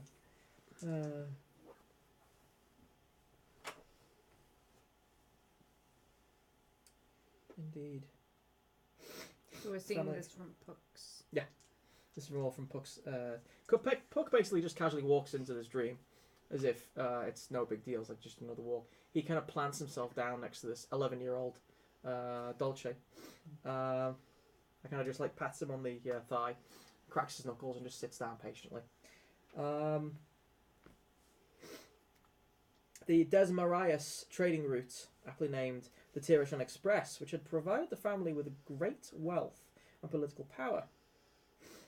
You both listen intently as the Chancellor is presenting the votes of the gathering. The gathering before you have raised in a vote to make the Tirashan Express part of the public and as such can no longer be taxed by any noble family in Orlais. Most of the gathering vote aye. As the vote is being read, Dolce stands up with visible anger on his face and is about to, talk in outrage. The memory clips out. Puck sees that Dolce is visibly undone by this vote. The next scene is on the street. Mm-hmm. On said expressway. It's in the swamp. Mm-hmm. Mm-hmm. How do you pronounce this? Mokzari Shahashin. Something like that. That'll do, right? Calvin. So Puck ends up sitting on a chair until he's suddenly sitting in a puddle of swamp water. And Dolce, approximately age of 17, is hunkered down behind a mold, and there's mist everywhere. And you can see a road in front of them and a caravan approaching on the road further down to what would be their right. And Puck doesn't see him until he hears, "Samuel, go tell the rest we strike him now." And Puck sees another figure nodding and then disappearing further into the mist. He follows Dolce across the road and waits for the caravan, and as it approaches what seems to be Dolce's group of people are assaulting the caravan expertly. They actually are on the guard detail and disarming them and taking control of the entire situation in seconds. As the guards are disarmed, Dolce steps out of the mist in front of the caravan leader, and he has a painted face and visible anger, which strikes him as a menacing figure. And he just talks directly to the caravan leader and says, "I'll give you two choices. One, you step down, pick a direction and start walking. Two, we kill you right here, right now and feed you to basilisks. Choose." Cool. No one had chosen option 2 so far. Know that they do that day as well. Before you continued, however, Puck tugs on Dolce's jacket. Dolce says, "What do you want, Puck?"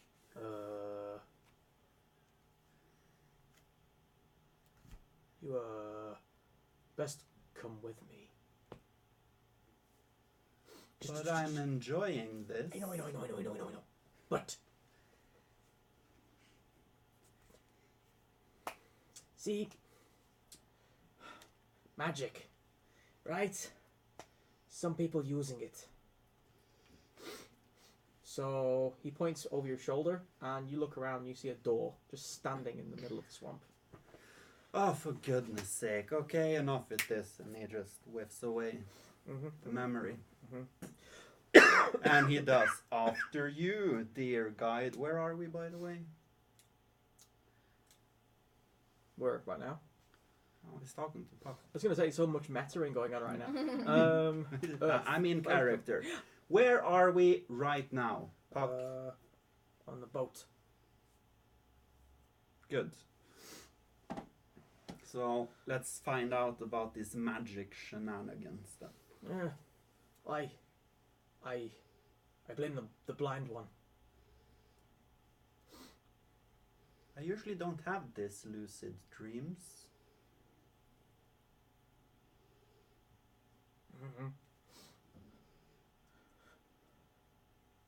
Try not to think about it. Goes over to the door and opens it.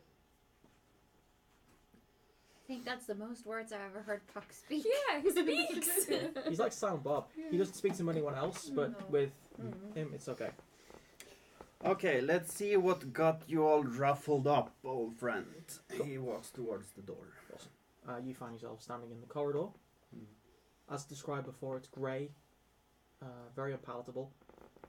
There's a figure which, as you watch, actually is looking at you with these green acidic eyes, tilts its head, almost bemused by the whole situation, says nothing, but it's obviously something you're not just going to walk past, especially considering there are burning runes in the doorway behind it.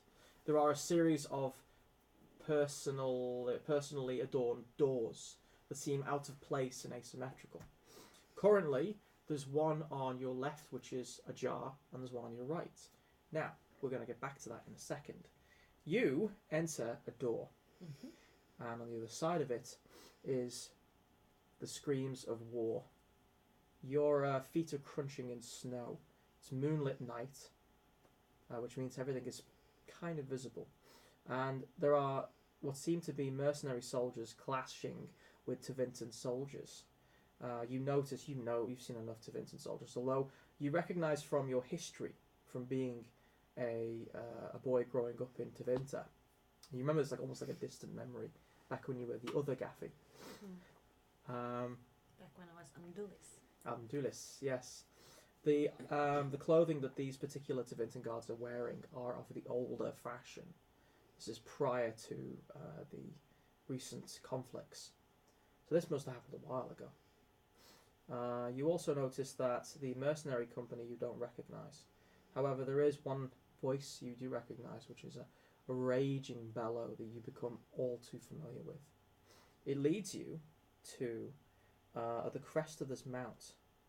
There, under the stark moonlight, there is a being which, although everything seems to be in quite almost monochrome, moonlit grey, he's got blood on him, and you recognise Than almost immediately, although this Than seems younger, more angry, more out of control, and it's almost bestial. What's the most striking thing is, every time he kills one of these Tevinter soldiers, and he does so with an unparalleled amount of skill, they land and seem to be the same woman. You've never met her before in your life, but it's the same middle-aged woman. Has a certain level of beauty to her, except for the fact that she always seems to receive the same injury, despite the fact that Than kills them in very colourful manners like decapitation and such. It's always the same woman with the same injury to the guts. It looks like someone's gutted her entire lower half. And every time this happens, Than goes a little bit more crazy. What do you do? I don't say Boulder Snowman. I'm sick of Frozen references. We're done. Wasn't even thinking about that. No. It's fine. You were thinking about it. So what Gaffy's going to do is intercept next time Than is going for a Tevinter soldier and just hold him tightly and say, "It's going to be okay. I'm here now." Don't you do that. It's going to be okay, man. No, I'm alright. Babies. Persuasion. Willpower. That's gonna be shit. You come on. It's going to be okay now. I'm good. Please don't stab me. Ooh. And 17, because I got a good roll with the double. 7 on the dragon die. Self-discipline? Mhm. Okay, so it's 17. 17. Ooh. It matches. Yes. Bodes well. It bodes well. What wins this? Seems yours. Yeah, so I manage. Yep.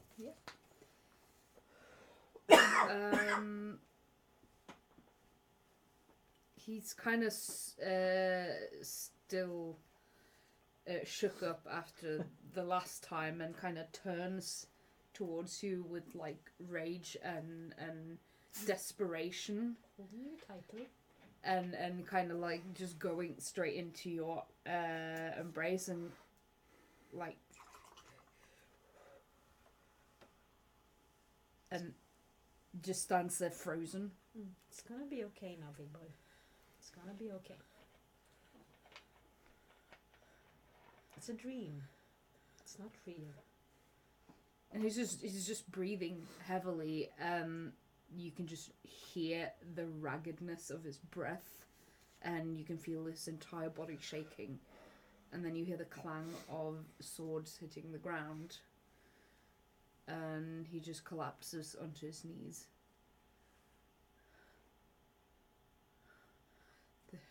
Jeff is still holding around you. This isn't the way it happened. No, of course not. It's just a dream. You're in the Fade. It's meant to torment you. It's not Fade? real. We're in the Fade. I'll explain. I'll explain later. But right now we have to get out of your nightmare to help Valis. Right. My nightmare. Yes, it's a nightmare. It's not real. It takes it takes your worst memory and turns it into a nightmare to torment you, to keep you here forever until your body dies. Okay, yeah. Let's get out of here. I'm okay with not dying. Good. Yeah. Good boy. Let's fetch the others. Okay. Yeah. You okay there? Fetch the others. Can you stand? Yeah, I can stand. I can stand. Let's go. Let's. As you're leaving, there are approximately 167 copies of this woman, her guts hanging out from her stomach area. Pale, bloodless in her face, eyes almost whitened from trauma, just staring at you, pivoting on the spot almost as you're leaving. No sound, just watching you. Remember, it's not real. Even though this woman from your memory is real, was real, this is not. He just nods and follows you. Reluctantly, but yeah. Cool. You guys get onto the corridor to see that, surprise, surprise, Charlotte and Puck are standing there. But we'll get back to that. Hello. Hello. Yeah, Puck's like, Fancy seeing you here. oh, bless.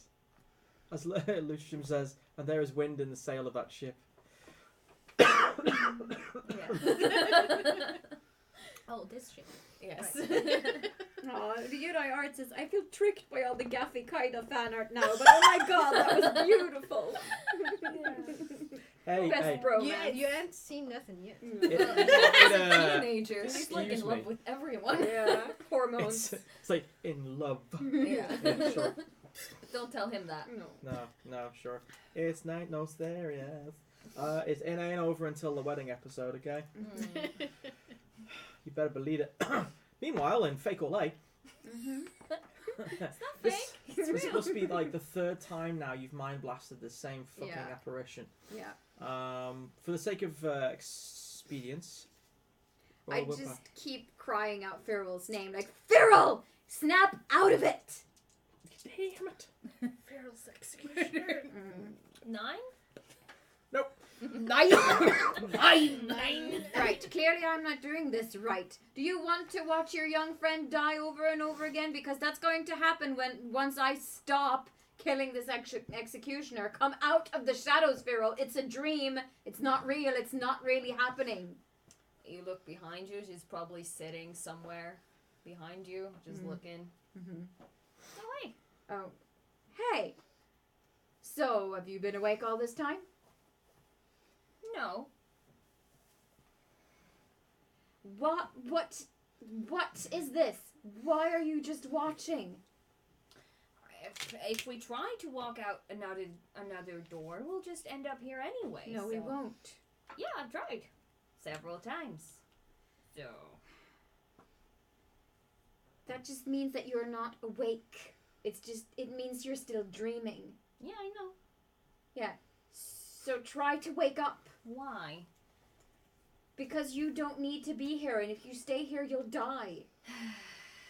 Are you punishing yourself? Do you want to be here? Do you want to see this boy get killed over and over again? No, but this is usually what my dreams are like, so I know I'm dreaming.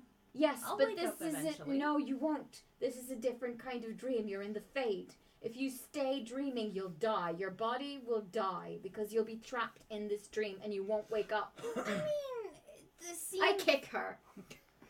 Does it hurt? I'll allow this. Roll to hit. She's sitting and I just kick her in the shoulder trying to like knock her over because Firrell would respect that. Roll. She would respect that. Yes. What you need to do with Ferrell is you got to She's kick her in the head. Yes. She will love you more. So You strength. take a note. You take a note to the Gaffy. That's where you went wrong. Gaffy, I love your drop kick. Murphy. Okay, so what did I have to roll? Murph. Strength? What? No, To hit.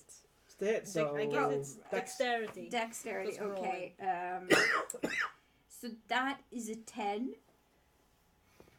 Can I try several times? No. However, you do get a lot of pluses because, well, Feral's just sitting there. Yeah. Yeah, I'm so just you- sitting there. I'm yeah. not trying to move either. Yeah. What is your defense? Defense, that's 17. Yeah, I'll let you have that one. You hit her. Okay. Well, But I it doesn't kick. hurt. No, probably not. But I kick her and try to like knock her over and like, listen to me. You hit me. Yes, I did. Usually they don't hit me back. No, because this is a different kind of dream. This is the fade. Oh my god, are you infiltrating every part of my life now? Not on purpose. Across the Not on courtyard. purpose. Listen, I love you, but you're an idiot sometimes. And I was an idiot because I made a mistake and now we're all paying for it, so we all need to wake the fuck up. This is not the way the script usually goes. No, I bet it isn't.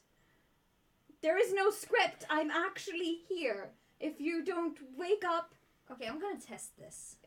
whatever, do what you need to do. Keth looks like a donkey. No, he doesn't. Okay. I watched you and Keth do the dirty one time. What? How? The door is always locked. No, it's not. What? Oh God. Why would you do that? Well, if this was a dream, you would already know that I was going to say that. Would I? I don't know. That's confusing. I'm trying! Is this a dream or is it not a dream? It's a dream, but it's a fade dream. But how do I know that you're just not a part of myself trying to wake myself up? Or do I you... punched you Ow! in the shoulder. It automatically hits and kills her. Does that feel real enough for you? I don't know! I didn't watch you and Kath, by the way.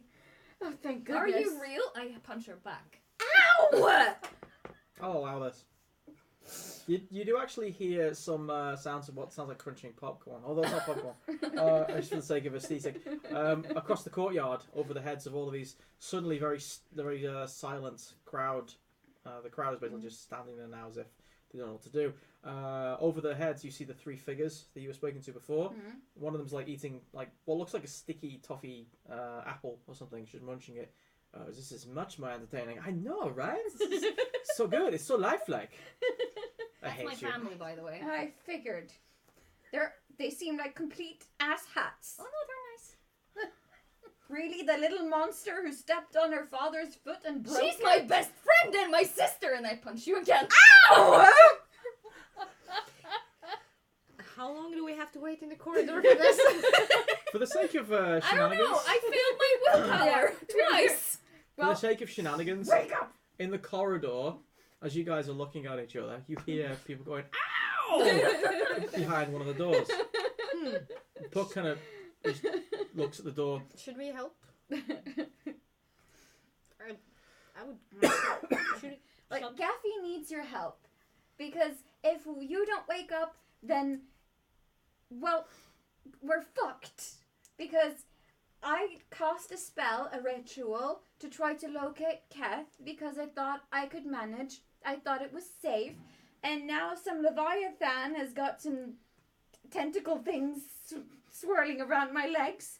And we need to fight something to get out of here. Right. So we are dreaming. Yes, we're asleep on the boat dreaming, but this is a fade dream, so it's not the same as a regular dream. And if you don't reach some level of consciousness, you're just going to stay in this dream forever and ever and ever until your body withers and dies. So if you follow me, you'll actually get out of here.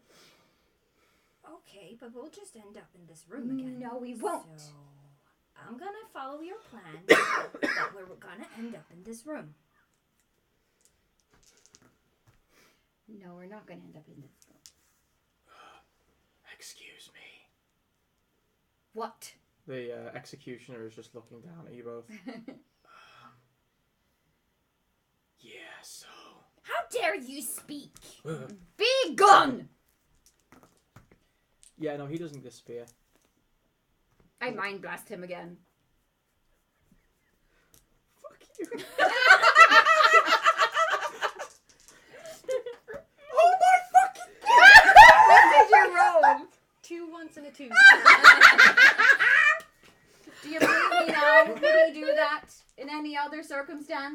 That only happened because of that. Anyways, as the executioner, big scary, looms down. Well, actually, and you go, be gone. Pooping again. Oh shit! No, usually doesn't speak. No, exactly. Do you believe me now? As I said, I'm gonna follow you out the door, but we're gonna end up here anyway.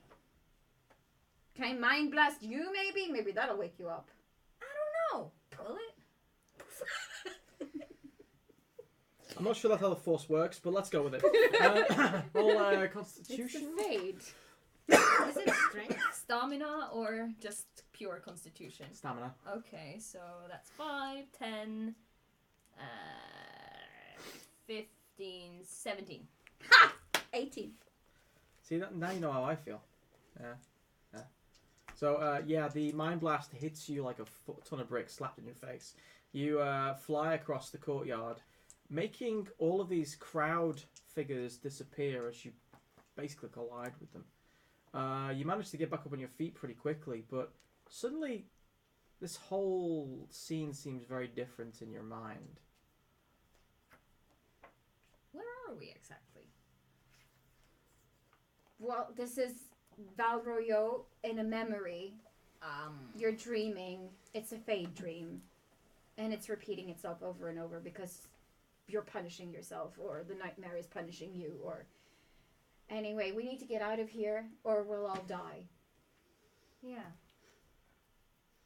Sorry. Strength might. I'm sorry. Yes, it was strength might because apparently you can stop a mind blast if you've got guns. You know what? It's the same result Yeah. anyways. Yeah. You know what? I'm gonna GM. Was it house rule that? Because that's bullshit. Also, stop looking for spells which will get you around all the dreaminess. Yeah, I'm watching you. You're like the Dark Horse Munchkin. I mean, he's obvious. He will tell you when he's trying to break a system. And he will break a system. But you're the silent one. You'll be like, by the way, Thunk, I found a spell. Yes, shut up. Anyway, You started it! Yes! and I'll finish it. You guys exit the Sure. dream? Yeah. Finally. How long have we been waiting? Well, so that was emotional in another Yes. way. Probably felt like years. As you, when you exit the room there, you find both Shylock, Puck, Than, and Gaffy. And they're I'm all... leaning yeah. towards They look wall. bored. Uh-huh. Yeah, that took a while. She's stubborn. What else is new? Nothing. Nothing. So is the I'm just gonna go back inside the dream if pentagram everyone's with gonna the be hungry. candles visible I'm down gonna- here below? Candles? No, No. I guess not. So, Fury? Now what? We have everyone. Now we're supposed to fight you or what? Since Or you're... fight something, someone. Just as you're asking this question, Puck's door slams open. It swings the other way, it seems. And there's this horrible kind of gurgling mass of oily horror that's like multitude of eyes blinking. And then Puck goes over and calmly slams the door shut and then just sits in front of it as it's going bunk, bunk, bunk, bunk. What The Leviathan, by maybe? the maker is that? He looks at Shylock. Is this what we need to kill? Okay. Is it something from your dream? Do you dream? What's with the cross interrogation? Can we leave now? Can we move on? He looks guilty. You look guilty. And So You look basically, you guilty. can't move, or whatever's I am behind guilty. that door is gonna come out. Okay, listen, everyone. I cast a spell, hoping to be able to locate Keth in the Fade, so we could find him and get him back. But apparently, what it didn't say was that by doing this, I invoked the name of a Leviathan that's now got its tendrils around me, and we have to fight it or something else in order to be able to escape and not die in our sleep. Sorry. how do you know all this? The Fury told me. The Fury. The Yes. ship told you. Yes. How convenient. No, not at all. To be quite honest, it's not convenient at all. You could have been stuck here without information for your folly. Well, yes, I could have, but that didn't happen. No point in dwelling on things that could have, would have, should have. Okay, but So, Fury! It's your name, right? Now what? The big statue thing, the tree made of wood, steps to one side. Or rather, it doesn't so much step to one side as become the wall to the side. I guess that's the final door. The boss door. I guess so. I mean, there's no other way out of here, so... unless whatever is, trying to get out of Pug's room is... Maybe that's the Leviathan, I don't know. So But Nope. Are you just going to sit there while we walk through the other door? Or are He's you gonna going to join join us? his girlfriend or his wife. Puck, don't I don't know, let that them sounds more like a rattle war you so note. easily. We talked about this. Puts his hand on his shirt. He flips Feral off. For the podcast. Let me guess, you bought a warnog and you couldn't ride it. Say yes. It's much easier. I mean, if we were really curious, we could just remove the dwarf and look for ourselves. Please step in there. Oh, can we just move? I will pay you to step in there. Time is literally running out. Pug sits down even harder. Feel like crosses his arms and legs, knowing full well that he weighs in excess of 300 Oh yeah, pounds. it's definitely a girl down there. How would you know? But Anyway. I go pat his head. Let's go through the door. Not Yes, this let's door, go. But that door. Like, you know the difference. Yeah, So let me just get this right, Valet. You cast a spell and trapped us all in the Fade. Yes, it was only supposed to send me into the Fade in a dream state. That's what it described. And I did cast it correctly. I checked and I double-checked my work, but it might be because we're on the ocean and the currents are somehow interfering with the Fade and how magic works, or it could be something completely different, but somehow it trapped everyone in the Fade. So I did not mean to involve you all in this. It was only supposed to be me taking a risk right now. Well, good thing that at least your friends are here. Yes, I am Would very be bad grateful. if you were alone or just with Shylock. Well, yes. Yeah, it's all my fault, obviously. It's your boat. I'm the villain in this. Did you say it was your fault or that you heard the villain in this? But we have things to talk about. Shylock takes up some paperwork or whatever and takes notes. He just Didn't you listens to you talk. Didn't you say time was running out? Yes, I did. He's wasting our time. We have to talk when this is over, though, because you have some explaining to do about some other things. Just so you know. But let's move on through that shiny, glowy door with the runes. Pug starts to get up, the door opens, he sits back down again. Yeah, you go last, Puck. Do you want to go last? I'm good. Do you have a rope? I can pull you through the door. Who carries a rope? Everywhere. It's the Fade. Oh. He can will a rope into existence if he wants to. Something occurs to him. In his exceptionally simplistic mind, albeit trained somewhat by his employer. Son of a bitch! Is there a curve on this table? No. Don't you There is this distinctly like You have a tray there. Oh right, yeah. Name and shame time, kids. This is my dice tray where I store my dice. That's what you have a dice box for. That's not the use of dice tray. I don't need this. I can get this shit anywhere. Alright, just gonna reorganize my stuff. I don't. You know what? I'm gonna get a drink now. Yes, you do that. You sound like, because there's an interviewer who interviews Justin Bieber who laughed just like that, and he's like, I like that. Your laugh. it's hilarious. It only gets better and better as well. I'm just waiting for the 5-second delay when you go off on this. Hold on. Yeah, there you go. Yeah, the 3 stages of laughing. As you watch, Puck kind of almost realizes that this could actually work. Looks at Sherlock for a second, raises an eyebrow, and then thinks really hard. You almost hear him trying to go on, create something from nothing, and then there's this like noise, and then suddenly he puts his hand down his pants and pulls out a rope. Yes. Congratulations. Puck, Oh, come on! Puck. The thing behind your door. Think it away. Ha! No, imagine it's a flower or a butterfly. Imagine that, please. You just willed a rope from your pocket. He sits there, focuses really hard.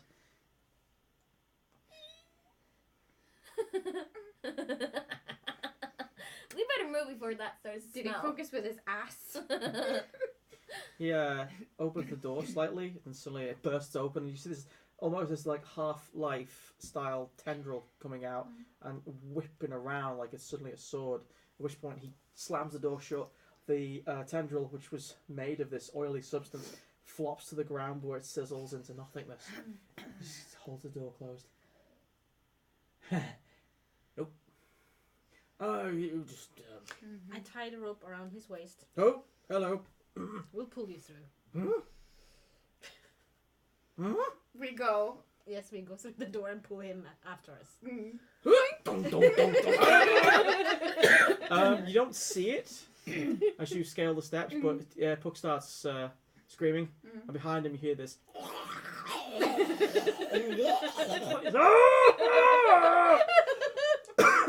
I've heard mothers-in-law can be awful, but you go up the steps, and as you're a bit distracted by what's above. Yes. You don't hear Pug hit the step and then go thunk, thunk, thunk, thunk, thunk, thunk, thunk, thunk, thunk all the way up the steps. Nope. As you reach the top, he's a bit distracted, so he doesn't see what you see. What he does is he slams the door shut and jumps back on it as it starts banging. Then he notices with you guys. The Fade, as you understand it, is almost a mirror image of the real world. It's feelings, all of the what they call the taint of reality can affect the way it's perceived. You're at sea. You're on a ship, and all around you is nothing. There's no echo. When you speak, there's no reverberance, there's no return, there's no echo. There's no sea. There's just darkness. Not the kind of darkness that kind of encroaches in. There is simply nothing.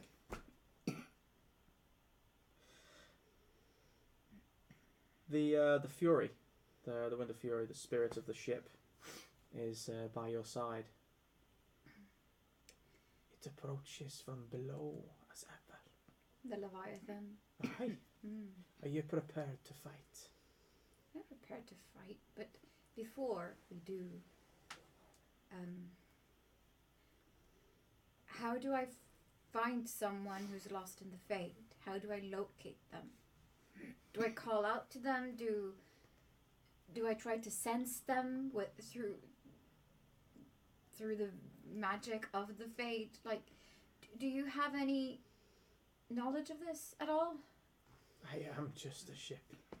Although, in my experience, one tends to run into the things long enough. Or if you wait long enough, you'll run into the things. Wiser people than me have been on me before. Right. I'm just a ship. Valeth kind of just closes her eyes and like mutters to herself. Estra, if there's anything left of you in there, now would be a good time to share some of that knowledge. where's Reed? You didn't see his door downstairs. I don't think he's in the Fade or dreaming.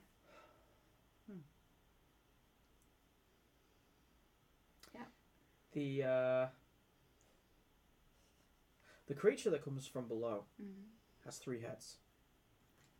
This you notice first. Its approach has absolutely no sound whatsoever. No grumble, no growl, no rustle of scales, nothing. But the 3 heads possess an aquatic feel. They're like the cestus you fought in the bay before you were kidnapped and taken to the to Brandon's End.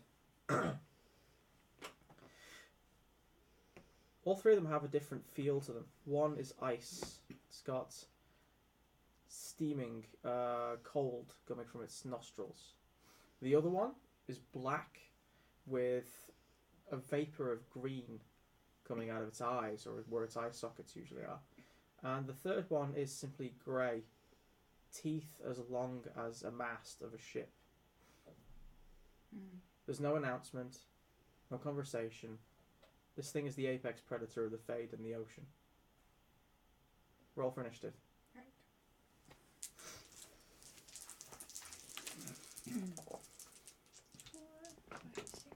This would be a really lousy time for a sneeze. 12. I love it.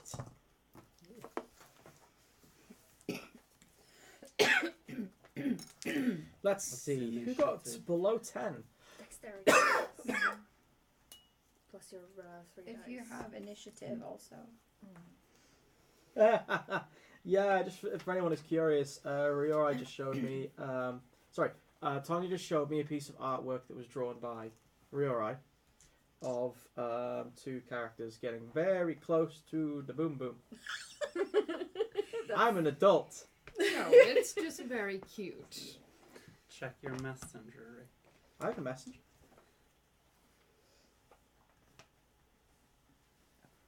What's this?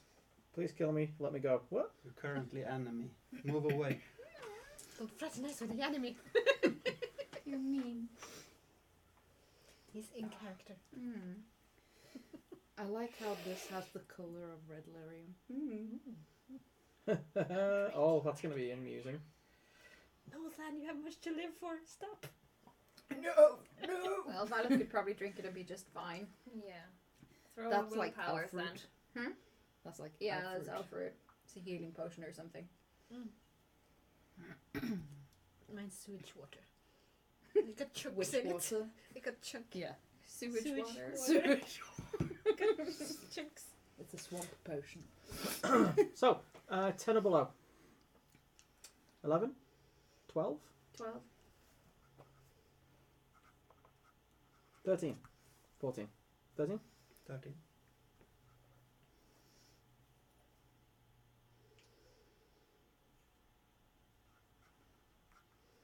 14? 15?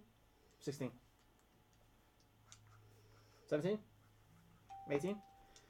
19?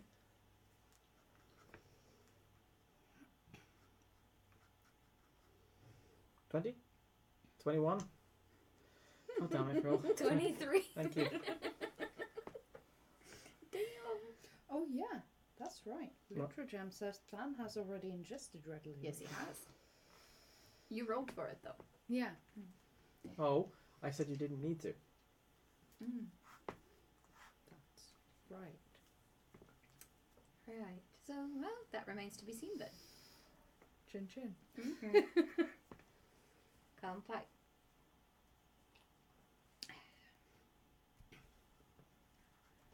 My notes on initiative and such definitely does not include lots of curse words like why does Feral always go first? Oh my god. I'll make it into a t-shirt and then present it to you. Why does Feral always go first? But that curse.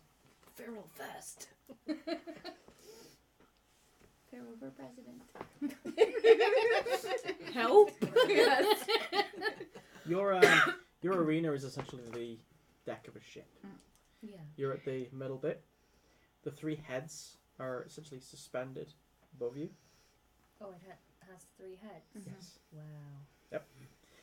Which means 3 different attacks. And it's too far away for a melee attack unless you want to jump on the damn thing. Yeah, sure. She's like, fuck it.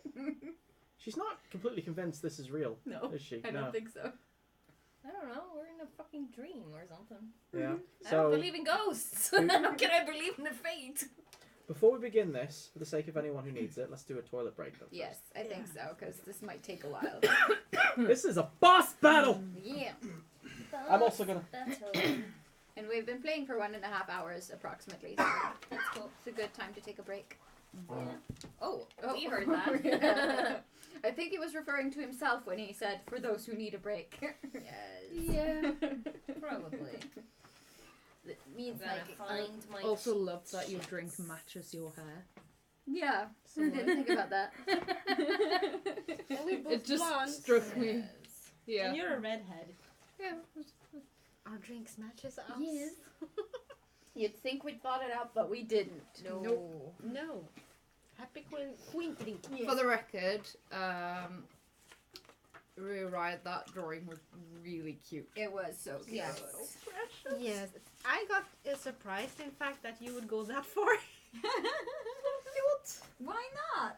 No, I do like it. Of course, I would go even further, but you know, I'm surprised that she did it. We're going to have to PG get and our all. own, shipping art gallery, Yeah. for all of Yeah. the ship pictures we have. Yes. So, Ryura, you surprised me. I like it. I disturbed him while he was washing himself. He looked at me and like, no, I don't want to do it anymore. No, that's not your food.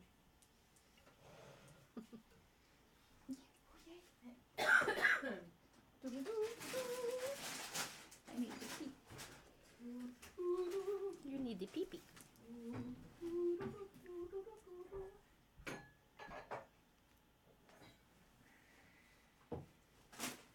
I'm not going to finish too much with you because I'm trying to stay in character. What, you can't jump in and out of character? Hmm? You can't jump in and out of character? Not like this. You might be in colossal trouble. And I want to be convincing. I might. love you anyway. You're as Chop cold as your head ice. off myself. You try that, and I will murderize you. Trying to sacrifice our love. You and what are you of my army? I can't, because I don't know that song. What? I just know you're as cold as ice, that's all. Still on the other side. Willing to sacrifice our love. That's what I remember. See? That's why I was hoping you could more. No. I don't know lyrics unless I've studied them. Like, you can ask me to sing the Lion King song in Norwegian. Mm. I haven't studied it, but I guess I've seen that movie so many times. Yes, I guess you know it by heart. Yeah.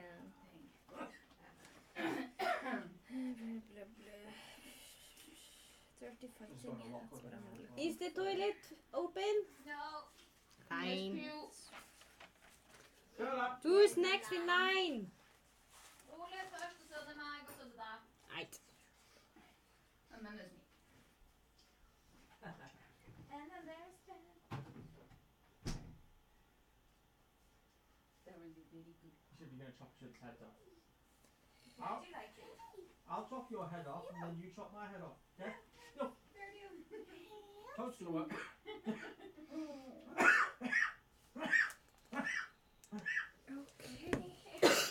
Not really, but I get the job done. Sacrilege. Touching my book. Sorry.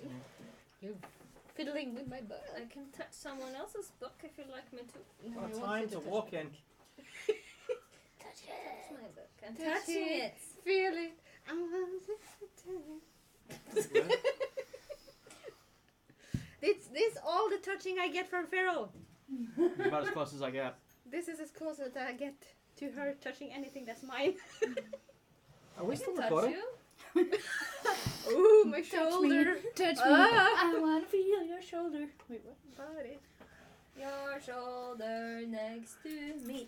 This is nice. Touch me now. Oh boy.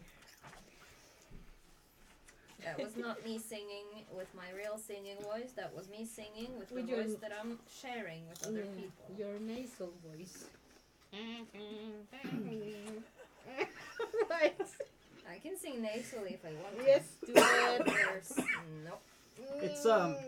It's a very Elysian thing to talk through one's nose. No, you don't. Nasal voices, you don't include your nasal because it sounds like this.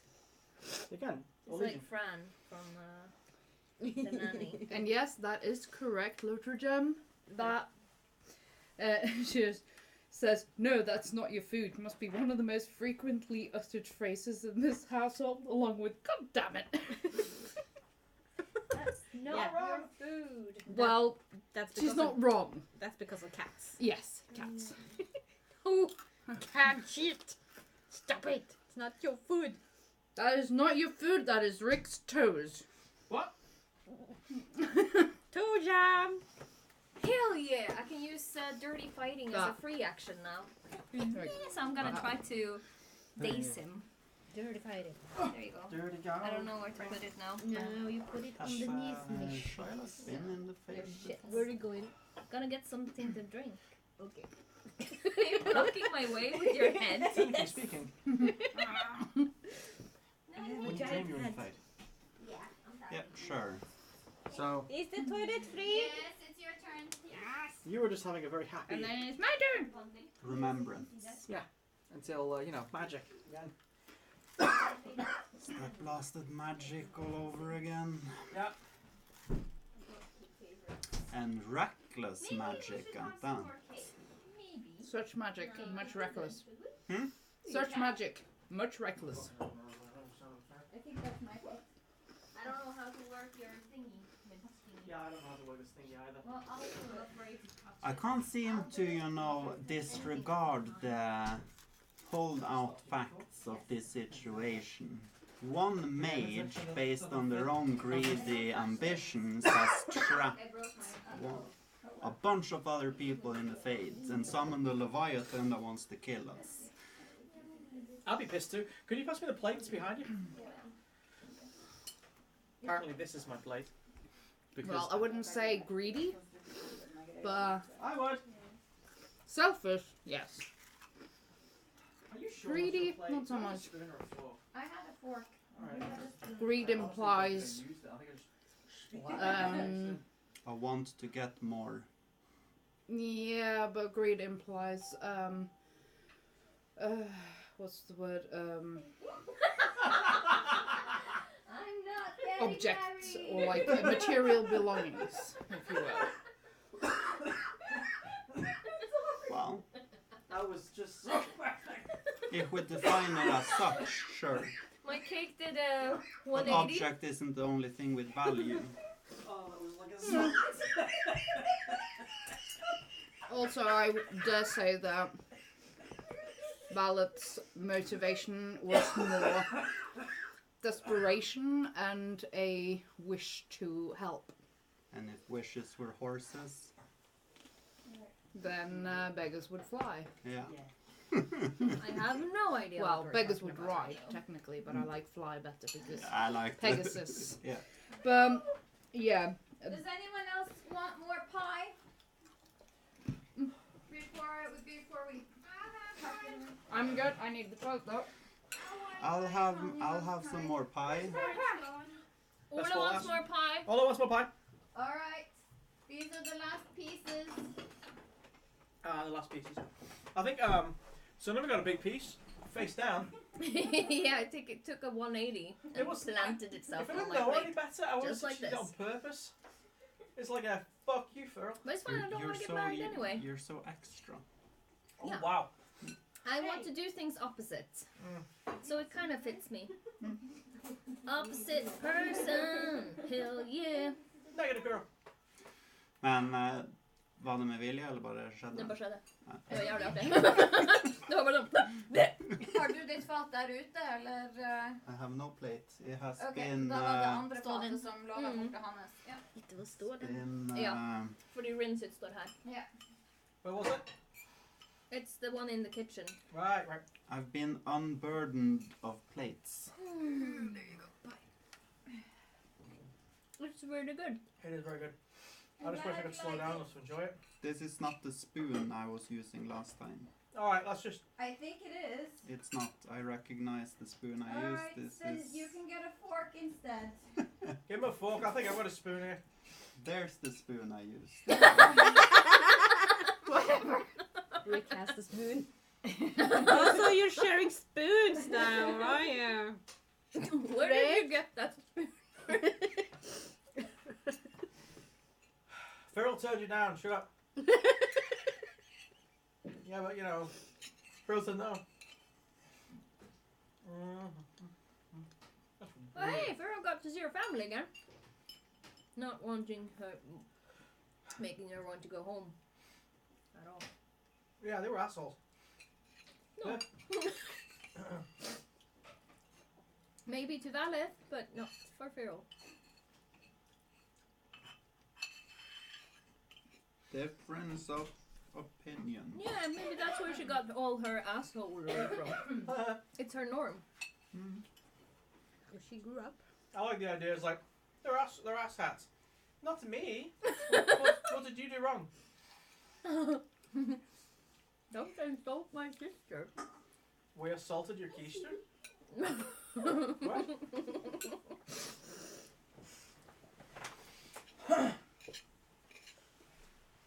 Move, chunk of punk. It's a very different visual experience upside down. Yeah.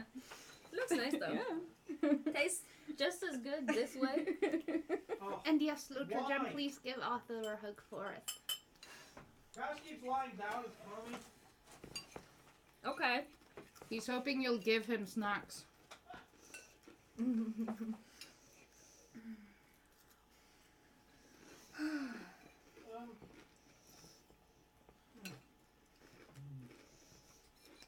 Salt.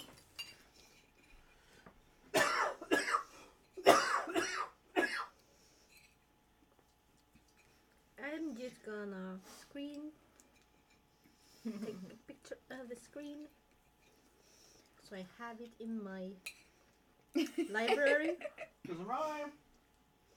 Lutragem wrote in the chat, "No, that's not your food. Must be one of the most frequently uttered phrases in this household, along with God damn it." Yeah, we Yes. already did that. Oh, you And already she's did. not wrong. No. No. You were into it? Yes. Here we go. Here's a picture of Gaffy assaulting Kaida. He's not assaulting her. No, he tripped. No, he did not trip. Okay, she tripped. Nobody tripped. They were sitting. Well, maybe they fell over, or maybe they were play wrestling or something. Very I'm clumsy people. thinking though the thing they're laying on should have been green because now it looks like they're laying on concrete, and that seems very uncomfortable. Yeah, that is true. Yeah, well. But it looks beautiful though. Yeah, it's very pretty. Well, you know, mountain. Oh, Barbara is in the chat. Oh yeah, it could be a mountain. They like the feeling of rock. Soft rock underneath them. It's rock and roll. It's rock hard. No, don't go there. I just did. She's between a rock and a hard place.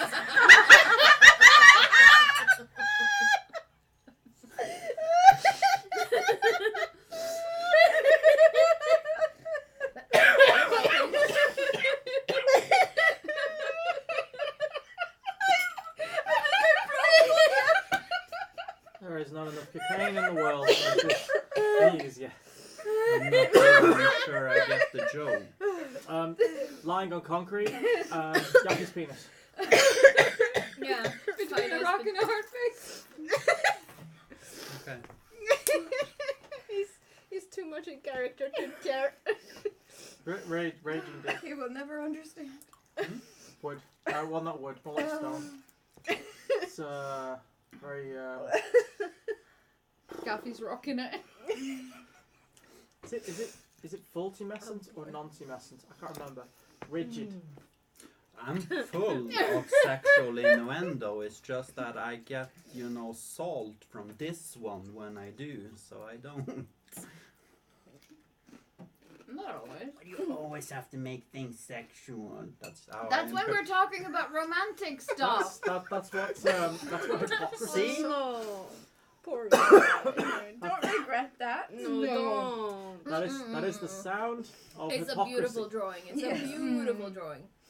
It's just that we're having a lot of fun with it, and that makes it even better Yes. for me. Yes. It's beautiful.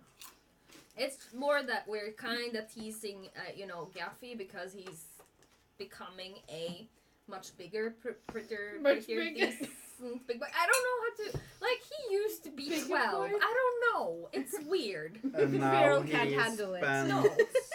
5 years in the Fade and figured out how to be horny. Yes. Yeah, Mhm. pretty much. What was it in Into the Spider-Verse where he says like, I think I'm going through puberty? That's his like this thing, every time something Must bad have been a happens. pleasant trip walking out with the biggest boner you can, think of. But doing. That's the first thing he asked Keth.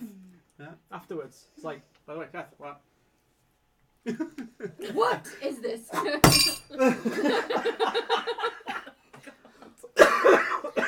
Okay. I'm taking my plate out. That's why it needs to be concrete. Actually, concrete doesn't exist, people.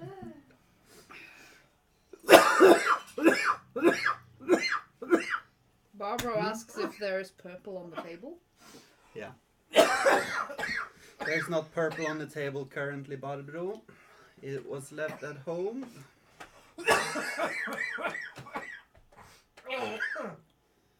Don't die, Rick.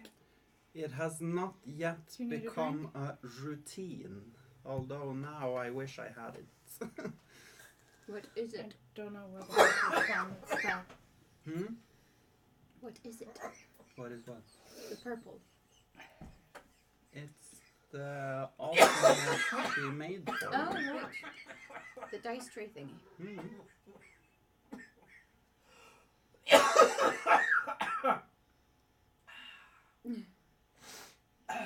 You okay? It's like everyone's looking at me. It's going to explode any minute. No, we're just worried about you and your general well-being. Don't die. Don't tell me what to do. No, it's fine. I'll make sure you're gonna be fine. Yeah, we have a nurse in the room. Ish. Nurses. Nurse in training. Nurse-ish. Nurses. Can I call you nanny? Nah, but you're fine. Not fine, but you're not. No, really he's dying. definitely He's fine. dying. Freaked out, insecure, nervous, neurotic, and and emotional. Right. What? Scary. Freaked out, insecure, neurotic, and emotional. Fine. Gassy. That too. Flatulent. Yes. You know- Yes. Insecure, There's the neurotic. word.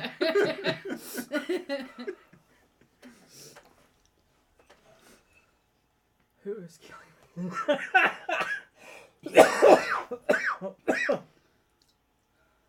Everyone. Yes.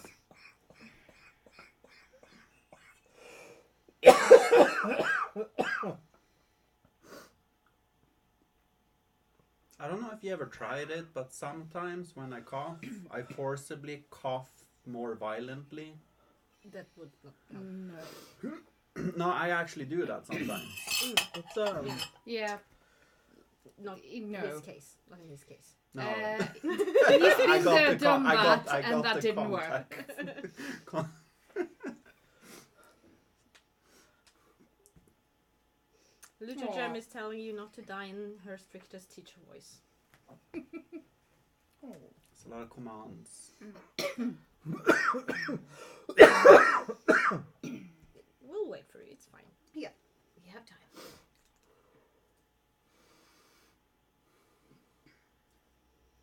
problem sitting on my voice box. That's the problem. What? Rulebook. I have one here. There's one here too. You want your own or do you want Tonya's? Mine is cursed. It's cursed. Fine. It's too late now.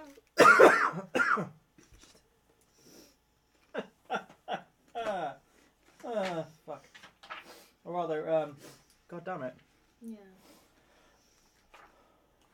about to fight. Yes. I'm first, right? Well, Yes. duh. Okay, so what I want to do is that I want to. Who says you're on first? You said so. Alright, fair enough. So I want to kind of enter shadow mode, and I want to use my assassin skills to mark him for dead, which gives everyone a +1 damage. Against which head? Whichever. I don't know. In the middle one. Right. Yeah. Sure. And then I want to do, because I can do once per turn for free, a dirty fighting thing, so I can daze one of them. You're gonna leap onto its neck. Whatever I can do it for free. These I can daze it. These things are basically a bit further away from the side of the hull, Yeah. and they're over you like that. So you're gonna like leap from the edge of the hull and then stab onto it. I have no idea. This is why I'm asking. I can daze it. I don't know how I daze it. It's a dirty fighting. It's a move that I can do. I don't know. In this case, I would imagine that you just punch it in the voice box or something. Okay, sure. Like, smash. Sure. So it's a Constitution stamina test. It needs to beat 17. If it doesn't, it is dazed until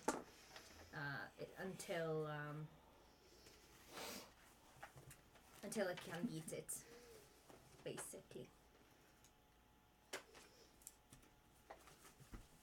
Yep, it's fine. Fuck that thing, but I can do it for free, so I can still enter my shadow mode. See? So I'm doing that. That was a crap roll. Doesn't matter. I don't know. 9, 10, 16, 17, 18, 19. Cool. Yeah. So Feral is now essentially part of. I actually written it down here. Head 1, despair type, plus Feral. Mark for death. Feral shadowing. Right. Next up is Gaffy. You have to do your own battle music at home, by the way. Bum, bum, bum, bum, bum, bum, bum, bum. I'll be with you in a sec. I just gonna finish this and put it out. You're gonna hold action, eat cake. No. So Yes. he's going to, as a free action, Yes. say no, Feral, don't, and then he's going to cast the what's it called, the telekinetic weapons.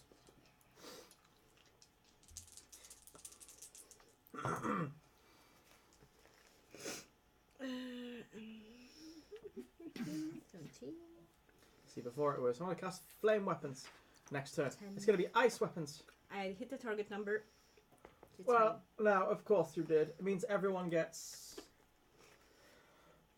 fine. I don't have my rulebook, and you did not give me spell cards. Box. You can bring the horse to the water, but you can't make it drink! Well, not when the water tray is boxed in. Just gonna... Woof! I'm just So, gonna telekinetic weapons, okay. get the salt off my shoulders. The readied melee weapons of all allies within 10 yards of you pulse with arcane force. Affected weapons inflict bonus damage equal to my magic ability. I'm sorry, so what? So that's 10. Bonus damage equal to your magic ability. Yes. So plus 10. 2. Does that not include your focus? Okay, then 7. Yeah, I was gonna say. But still, it's 7 more damage. Huh? Any attack made with an affected weapon that generates stunt points may treat the pierce armor stunt as costing 1 fewer stunt points. This can be combined with other effects such as the level 2 rogue stunt bonus to reduce the cost of the stunt to 0 stunt points. What? So the second you get a stunt, you get it for free? Jesus. So I'm going to spend additional 6 mana points to make it last for 2 minutes. I'm sure you'll all be dead by then. Cool. Okie dokie. Than? You see Furl leap from the edge of the boat, disappear into a stealthy mist. And yeah, your weapon is now crackling with arcane pulsating light. Can I use my action to taunt the second head? Yes. I don't know how you taunt it, but let's see if you're creative enough to come up with something. There is no spoon. Isn't that a... Oh no, it's a stunt thing. Yes. However, if you want to spend your major action on trying to taunt it, I'll allow you that. Because I'm not going to be able to reach it. Well, it's a bit of a house rule, but I like the idea of you being able to taunt something without rolling a stunt. It's not like you, oh no, remember how to intimidate something. Yes. Can I use intimidation? Sure. Well, that taunt is essentially that. Yeah, go on. Roll intimidate. Let's see. I forgot I got a double on my spellcast die. Not sure what good it would do, but yeah. Actually, intimidate and taunt aren't the same thing. Taunting, you're trying to get something to think of you as an easy target. Intimidate, you're trying to, make them not do that. No, taunting is like, Come and have a go if you think you're hard enough. That's not intimidation. No. But can I use just strength then? I would say that as your major action, you can use the stunt taunt. Cool. You just don't attack. Yeah. Do I use strength to roll it? Yes. Yeah. Cool. So that's 12. That's 19. Groovy. Cool. So the second head, yeah, that's me. Which ironically is rage, is going to be taunted and going after. By the way, this is now a Leviathan versus a Leviathan. Oh no. I'm a clever little bean. You wrote it in the chat, didn't you? I wrote it in the chat. You wrote it in the chat. That's why it wasn't. I just didn't feel like people were paying it enough attention, so you know. Excellent. Oh well, goody on drum drops. Yes. So first of all, the Scabba-doo. Oh, shit. Sweet. Cool. The first head, the one which has a ferrule on it, doesn't notice that it's got a ferrule on it. Did you say it was... Oh, it didn't get stunned. It is going to go after... Oh, hello. It's going to go after Gaffy. Gaffy! It breathes a thick vapour on you. Roll a acrobatics. Right. Yes, percussion would be great. Oh, persuasion. 14. Yeah, right. 14. 14, cool. You don't manage to get out the way of the worst of it, unfortunately.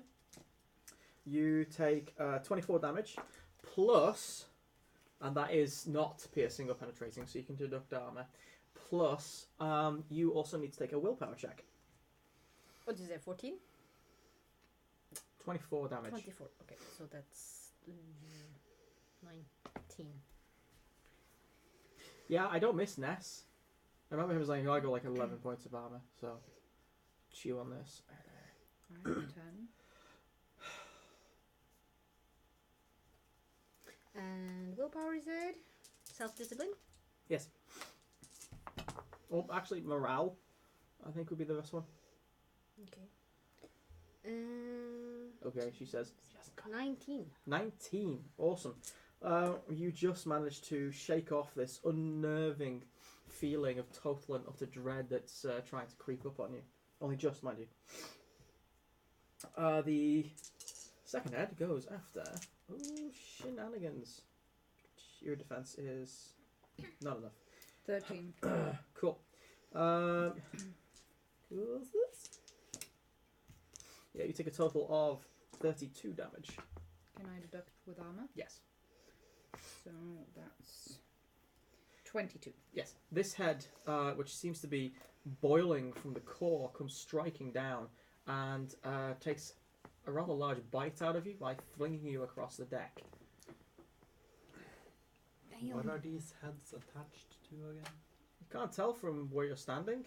Ferl could probably see if she looked down. 20, or 30. 32. 32, so 22 damage.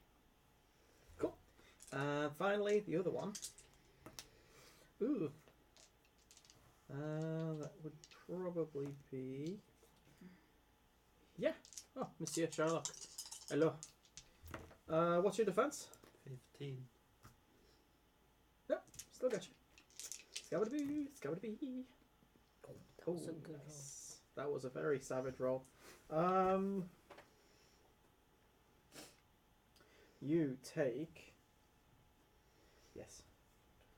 26. This head seems emaciated, and the one which seems to be eating out green from its eyes. As it bites into you, you get an overwhelming and quite unpleasant urge to eat. You're starving. In fact, you feel the weight ebbing off you, or dripping off you almost. You're sweating. However, do you resist it? That's a good question. Would you mind rolling a Constitution stamina?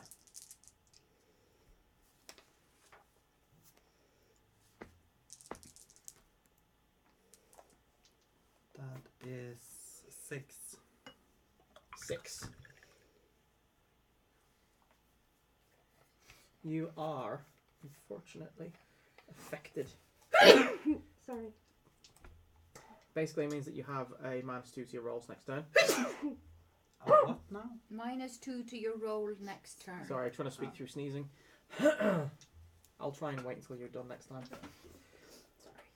Cool. The 3 heads lay waste to all of you as try and form a defensive ring. You can't see Firl anywhere.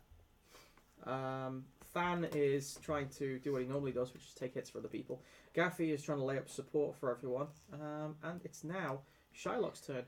You just got mauled by this thing. Yeah. Where am I standing? You're standing by the door next to Puck. Next to Puck. Yes. Oh, that's cool. I'll just step in the door. The door with the thing behind it? The door is open. No, but the monster that Puck was, holding back is not held back anymore, so it's running rampant inside the ship. So you can't go back. The thing which Puck was trying to stop from coming out of his dream, because they yanked him out of the way of the door, is now in the corridor. So currently, Puck is sitting on the door leading back down into the bottom of the ship, preventing said monster from coming up. Oh, that sounds like fun to let it out. Yeah, oh dear. Of course you would do that. Yeah, so what would you like to do, sir? Well, Shylock is not particularly happy about this hostage situation he's currently a hostage in. So, having no tools to what to do in the Fade, I guess he says, so, either someone take charge and lead us in this dream, or I'll open this door, and I point to it. When you point to it, Puck's like, no. You gonna hold your action? Mm-hmm. Next turn, Valeth. Well, if I were you, I would focus more on trying to kill the giant monster in front of us, which is what we need to do if we're going to survive this, and wake the fuck up! Your reaction? You gonna open the door? No, I take defensive stance. Okay. Cool. Alright, so you're gonna be doing the defensive stance. Valeth, do you wanna do anything else your turn? Yeah, I want to cast Cone of Cold on the middle head. Cool. As this is the one that's currently gone after Than. You'd have to get close to Than to do it off. Do it off. Cast it. Yeah. Roll to cast. Alright, so... Gotta say, I think I prefer D&D's way of doing magic. It happens, you know. 9, 10, 11... Flatulence. 17, Insane. 18, 19. 19. Yeah, so I hit the target With number. aplomb as well. Yes. Well, the target number is 17, so 2 Yes. points. Roll for the damage. Yes, the damage is 2d6 plus magic penetrating damage. So that is 8 plus 6, which is 14 damage. Yes, 14 penetrating cold damage. Ouch. Penetrating. And also a speed penalty of -10.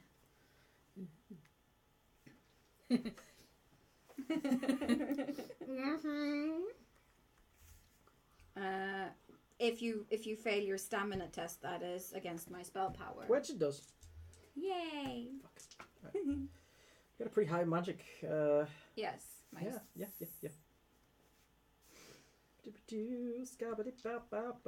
going to be an extra thing as well. So that's actually cool. Wicked. Stepping next to Than, you clap your hands together and spray off a, as it describes it,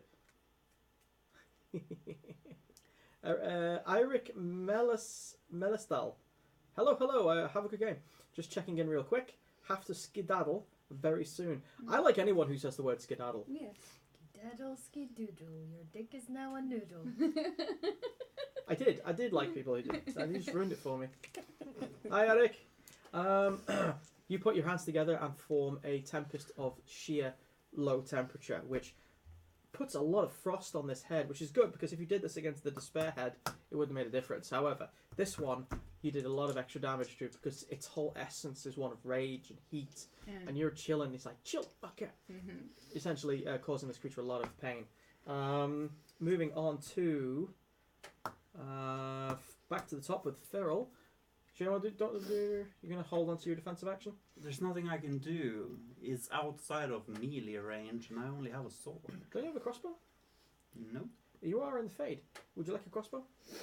You can will one into existence. Do I know how to use the crossbow? You have training in it, yes. Well, I guess we shoot it then. First off, roll a willpower. Oh yeah. That's 18. 18? Yeah, there's this... for you, it's not as hard as it was for Puck. You simply go, I would really love is a crossbow. And one is resting very calmly in your hands, fully loaded and ready to go. There's not even a popping noise. So it simply just gently is manifested into existence. You didn't ask for anything major, just simple crossbow. Functioning crossbow. Functioning crossbow. One that strikes a strong resemblance to the one of the first crossbows you was trained with as a young nobility in the hunt.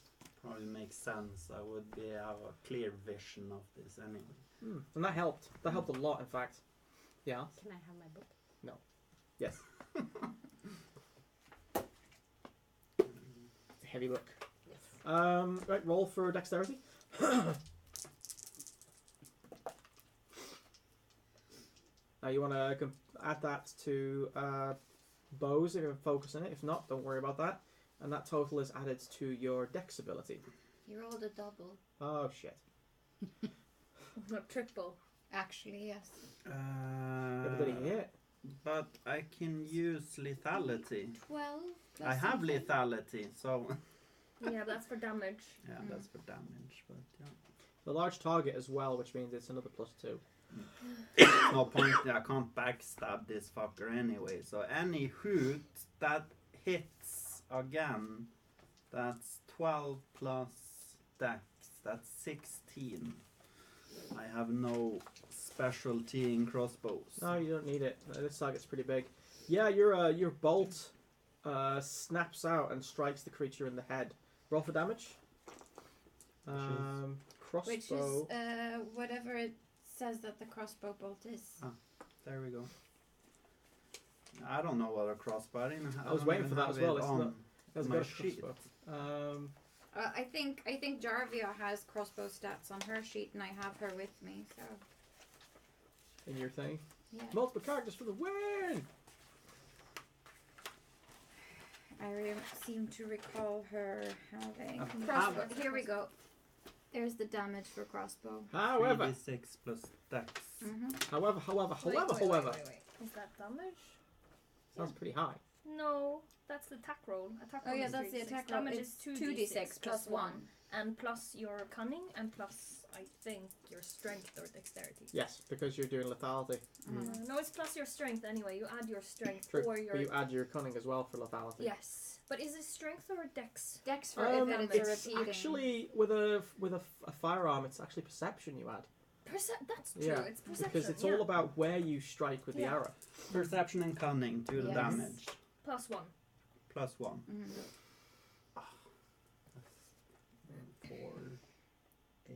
That's 12 still. Plus 7 of her Yep. thingy. Well remembered. So 21. Now, if you're firing at the cold-headed one that's got Feral on it as well, she's got the mark on that thing. Does that give It's for them plus bonus? 1 damage. Yeah, exactly. Also, you got some bonuses. Stunts. Yeah, the thing is that...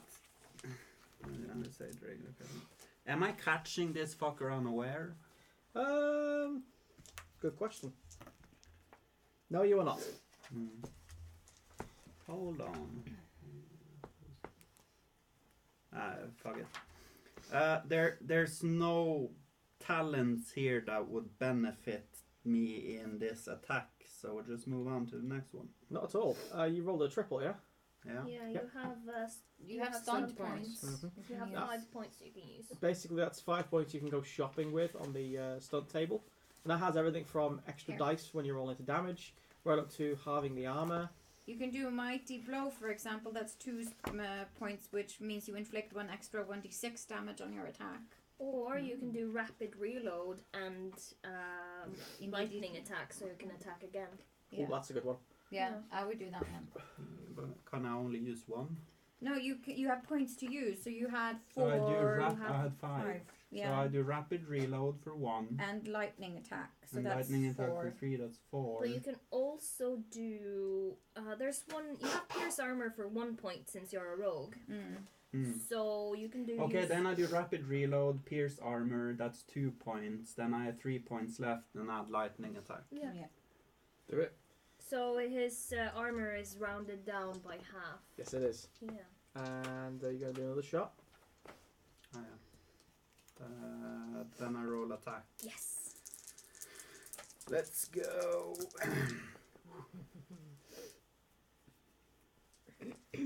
That's 14 again. That's 14. Mm-hmm.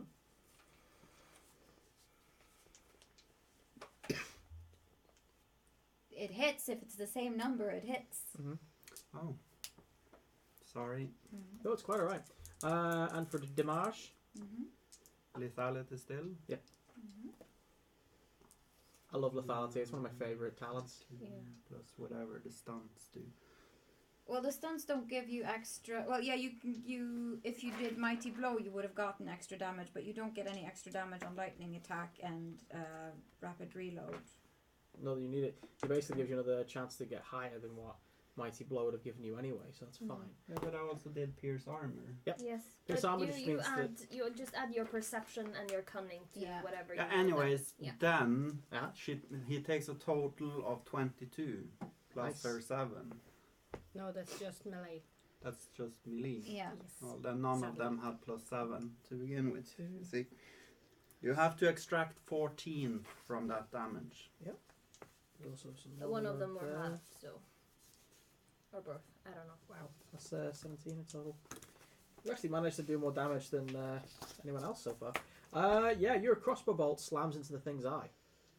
It actually erupts from the other side. You catch it, a dead shot. Actually, here to your left. Yeah.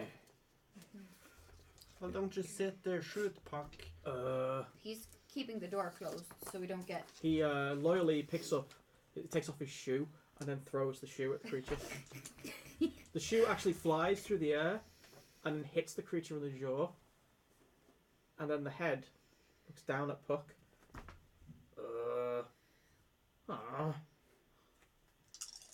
Moving on. Feral, you're back up. Did I see that a sudden crossbow just materialized in his? Roll perception. Okay, cool. You're not going to get this one for free, Feral. I'm just asking. But she was there when Puck Oh my imagined God, yes. the rope into existence. It's your earlier. idea. 13. Yeah, you're fine. Actually, as she pointed out, it was your idea in the Yeah. first place. You got Puck to pull rope out of his pants. No, I did not. No, she didn't make it happen, but she did see it happen. Yes, 'Cause, you did. Gaffy made him Yes. realize he could do it. That's true. That's true. I always get those two mixed up. But the funny thing is, the rope's still hanging out of his pants. Point is, did I see that people just materialized things in their hands? Yes. Okay, can I imagine something materialize on the creature's head? No. Okay, then that's. How'd you do that? I'm gonna imagine a piano. Imagine a fucking cage or something, or a guillotine Awesome. that cuts off the creature's head, for instance. Or an executioner. Yeah. Like a giant Well, guillotine. the executioner you could do. I'm gonna imagine the executioner from my dream then. It's gonna be a high challenge point. Willpower! Self-discipline. Oh, that's the worst thing. This I can is do. Evolving in a way I had not expected, but that's usually the go-to for this game. I'm doing a really bad job at imagining things. 10. You got 10. Yeah. You get it. You get your executioner materializes. However, he's this big. I'm like, no, this is not working. There is this moment where he materializes and he's like, thunk. Starts running around like that, and then goes. Okay, can I use that distraction to backstab them? Go on, because it's amusing. It amuses me. I will allow this. Thank you. Question. Oh no, you can wait. I know what you're thinking. No, you can No, wait. you don't know what I'm thinking. I have a few ideas. And My they're all defense is horrible. actually 16 when I use single weapon style. Right, it wouldn't have helped you in that blow, No. but good to notice. Good to know. Yeah, alright. I'm just gonna use my old daggers because I got my old weapons back, but Yeah. I don't have the stats for my old weapons, so I'm just gonna use the ones that I have. I'm not really bothered. Oh, so that's a double. 16. Mental note: when you've not played in a while, always do a bit of a run-up session where you basically make sure everyone has what they need. Mm. Hindsight is a 27 to hit. yeah, you kind of freaking hit. With a backstab.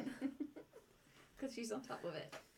Ooh! So this means I can use my stun point that gives me another backstab. Hell yeah! Yeah, Um, and don't remember if you use the pierce armor, you can deduct stun points.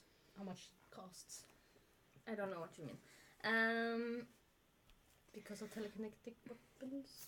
I don't know what you mean. I don't understand. Break it down. The pierce armor stunt. Yes. Oh, I get it for free. Okay, cool. That's true. That's Yes. if you have the talent for it. It's basically -1 from her, and it's -1 because you're a Yeah, rogue. I have it. So- I have. So, So it's it's free. free for you. Cool. Free things taste better. So Pierce armor Yes, then. yes. Then I use 2 spell points to get another backstab. So that basically means I can attack. I can throw a lot of dice. And I'm gonna use. I have 4 points left. This is how Rick has a heart attack. This is so much fun. La la la la la. Oh, tiny executioner. Can I do like what would I do? Mighty blow. Yep. And knock prone. There's actually one which isn't on that list, but it's in the expanded list. Mhm. If you have 5 points, you can do a what was it? Punishing blow. I do believe it's like 3d6 damage. Lethal blow. Yeah. You Lethal inflict blow, an that's extra two. 2d6 damage on your attack. Third attack, not third attack. Stop it. How much does it cost? 5.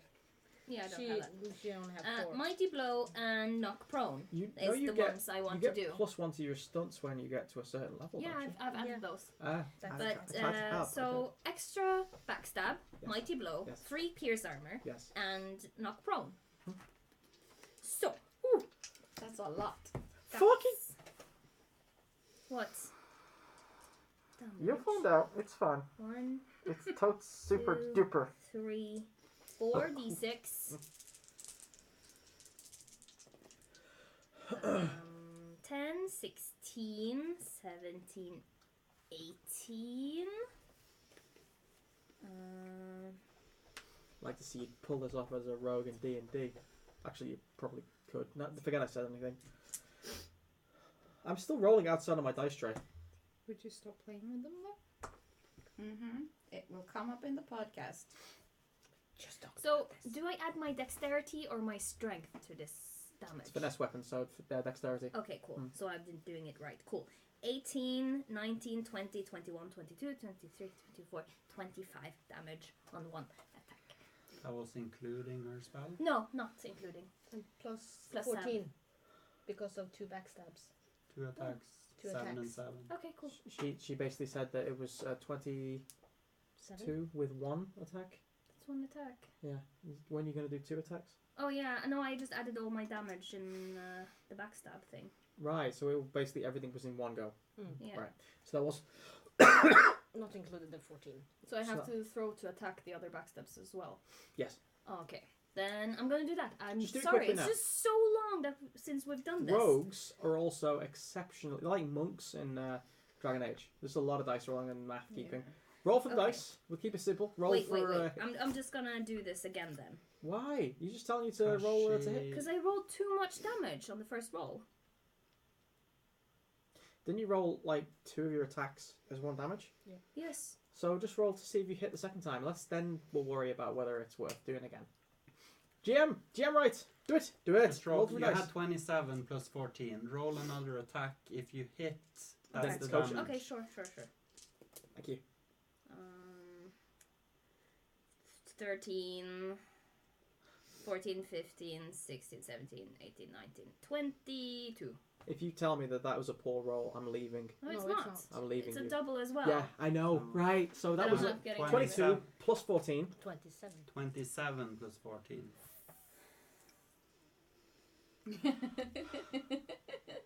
You wonder why I'm there's- sick. And Pierce armor. And also, since this was different attacks, I do add the damage from the other attacks as well, so it would have been even more. Then add the damage so you get it right. Okay, that's why I wanted to start over, but sure. It's fine. Okay, if it's then I'm gonna add, because there's 2 attacks, Yeah.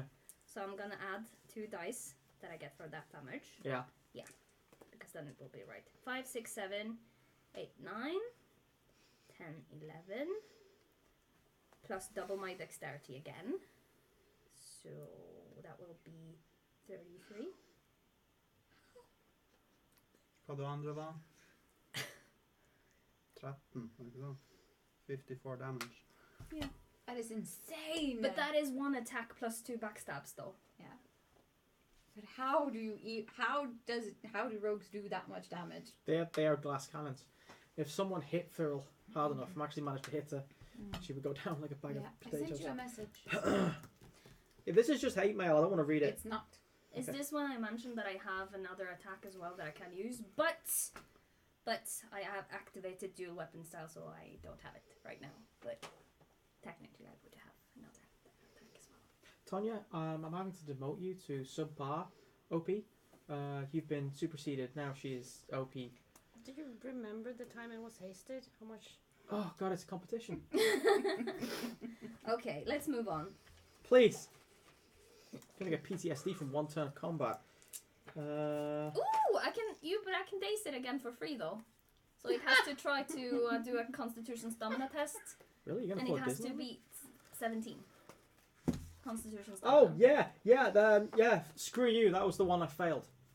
You failed it? I rolled 3 1s. Now? No, before. That's why I made that grimace. Oh, You can I actually thought... go back on the podcast and see me actually going in slow motion. That was Okay, basically so what I it's did. dazed. It cannot move. Cool. So it's dazed again. Yeah. Awesome. Cool. From your spot on its back, Hell yeah. you manage to draw 2 daggers out and jump up the nape of its neck. Both daggers going firmly into its flesh, which feels very much unlike anything else you've felt in your life. Your weight draws the daggers down, creating these 2 fissures, almost like 2 flapping wounds. No blood comes out, but you get the feeling it still hurts. Mostly because it whips around trying to get you off. Phrasing.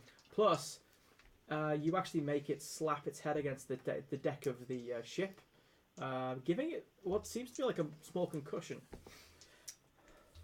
Yes. All attacks from rogues are backstabs, by the way, when he's dazed. So he would have gotten a backstab. He will get a backstab. No, but if he was dazed the time before, the same thing would have happened. It wasn't though. Not before. It was just this time. Cool. Good. Dazed. I think my my crib sheet is now covered in little like things like, please save me. Good lord. Also, a bit of an interesting one that Riora's just asked. This is for, I think actually, this is useful questioning for. It's for the panel on. Yeah, next and I Saturday. feel like this one needs to be covered. Thought of another question for the panel. GM, how to keep your cool when the players don't go along with your plan? Players, how to annoy the GM without making them give up completely? I have no idea. We have yet to crack that last one. Mm-hmm. I think we've been managing, by, the... yeah. Let's not go down that avenue right now. For the record, Let's move on with the fight. I'm just going to leave him with 1 point. He handles this much better than I do. Because he just kicks your ass, Yeah, he does. shoots you in the face. I forgot to add the cunning though to the damage. In the face. I'm shadow, so it would be 3 times 4 extra damage. Kill. Not to self-kill Feral. Why? Because I'm winning. Yes. Winning at life. I'm going to pose that question to the fans after this. Like, how would you go about killing this team? Raspberry. It's the sugar-free one. They haven't. Oh my word. Gaffy. Yes. Please don't take 5 weeks to do a turn. I never do. I still I'm going to do 2 minor actions. I'm going to activate Spirit Warrior mode. Ooh. And since I'm a journeyman, that means that I can channel energy from the Fade into your weapons. While in Spirit Warrior mode, your melee and range attacks counts as magical. This allows them to inflict full damage to incorporeal creatures like Shade. They also inflict bonus damage equal to your willpower on demons and other creatures of the Fade. I knew it! She activates OW. Yeah, I activate Fade out. There's this moment where she pulls like a can of something, she cranks it open, and then suddenly... Whoop ass! So I get the nice incorporeal wings, and then I activate combat magic mode, and I will use 5 MP to enable Fade Shroud as well while I activate combat mode. So essentially what happened was you just did one of those filler Dragon Ball Z episodes where you stand there and go, Kamehameha, next episode on Dragon Ball Z. Something like that. Yes. So yeah, now I exist partially in the real world and partially in the Fade. So yeah, Jesus my Christ. defense is increased by 3. That's No. reverse. How's that going to work? Wait. I mean, that's like... 4. So my defense now is 18. I think And you I can have have my armor a cool rating with it that 6. she actually makes the fade around her blur as she sucks it into the weapon. That would be cool. Yeah. Not just Oh, that. sorry, you're the DM. And I have telekinetic weapons. I'm going to steal that idea. And I have telekinetic weapons. Yes. Too. The effect is quite spectacular. Gaffy slaps home with all of the elven mystical knowledge. As Ola pointed out, the weapons seem to suck in the very the fade stuffs around you. There's actually a blackout or a blank out of the details around you as you become the center of a black hole, essentially. Your weapons seem to become obsidian.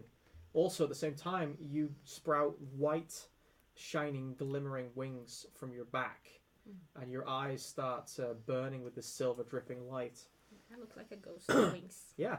Also, because you exist partly in the Fade, partly in the real world, meanwhile, back on the ship, there's a rather slightly drunk sailor who's going around minding his own business with some stolen rum, at which point he sees this thing manifesting in front of him. He looks at the bottle wearily and then throws it over the top of the ship and then shakes his head. You've now essentially stopped. You've basically cured an alcoholic. Well done. Well, good. Or he is, a proper alcoholic and just changes cask.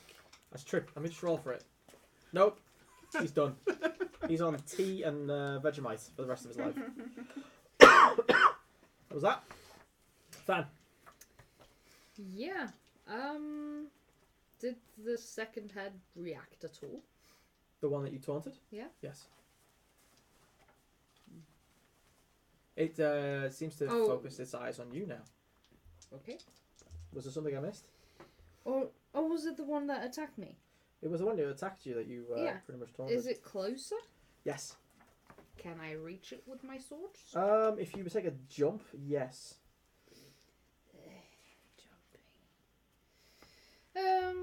Okay, yeah. By the way, I forgot to say that I activated dual weapon style. Is that a major action? Minor. That's a minor. Activate. Yeah. It's minor. Okay, cool. Then I activate dual weapon style. And then I try to attack by jumping at it. Cool. Counts as a charge. Just, through midair. Okay. Is it weird that I'm now thinking of you suddenly as All Might? Everything's fine! Ha ha ha! Yeah, Plus no. ultra. Plus Ultra! That's That was not plus Ultra. That was minus Ultra. We're going into the negative I decimal rolled points. 1, 2, 3, basically. Oh dear. That is not a win. Let's see. If anyone's quick enough with a fate point, I'll allow a reroll, but you gotta be quick, chat. 13. You got 10 seconds. That's not even fast enough for the feed to update. Not my problem. I rolled 16 though. What? It's 16 though. What? Oh. Because it's heavy blades and I have chosen that as a focus twice. And oh, hang on.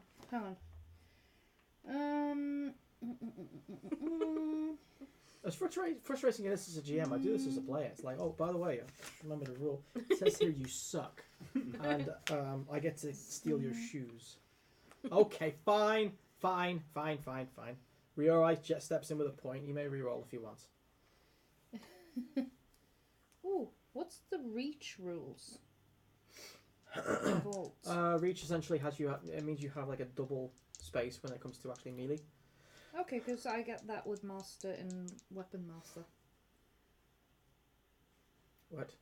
Get reach as a perk for having master Yeah. skill. Whenever you wield a weapon from your mastered groups, you gain the defensive and reach rules, which can stack with themselves. Basically, it means you don't have to jump. Cool. Also, I have piercing rule. I think she made the hit anyway because I forget the charge gives you +2. Plus, it's a big creature which gives you +2 as well because it's not exactly dodging you. All right, honey bunny, you made the hit. Now what? What's Stan gonna do now, huh? Let's see how bad you roll with those metal dice. I'm gonna roll damage. Damage. Le damage. Hello. That's a little bit better. That is 12. 12? Alright, well, I'm gonna roll damage too. I did not get 12. That makes no sense. I did not need that I'm risk. just gonna check that there's nothing else here. Telekinetic weapons? Oh yeah, telekinetic weapons. What did that give again? Plus Plus 7 Okay. damage. Cool. And also, Liana was prepared to give you a point if you needed it. Did you get a double, by the way? No, I didn't. Unfortunately. And I get complaints about not using my points. Oh, and I I also don't have, want you to use your points. I also have the accuracy rule. That is essentially +1 to hit. So yeah. You're right, Anyway. aka the Fate Bank. Mm-hmm. But yeah, I can't do a secondary weapon attack because I've already used my bonus action to activate. I'm just going to note down Riorai, NPC, Fate Bank. I'm going to steal that idea. She can work for Shylock. We can change your future if you have Don't do it! It's a trap. Etc. It's like, that's Hey. fate.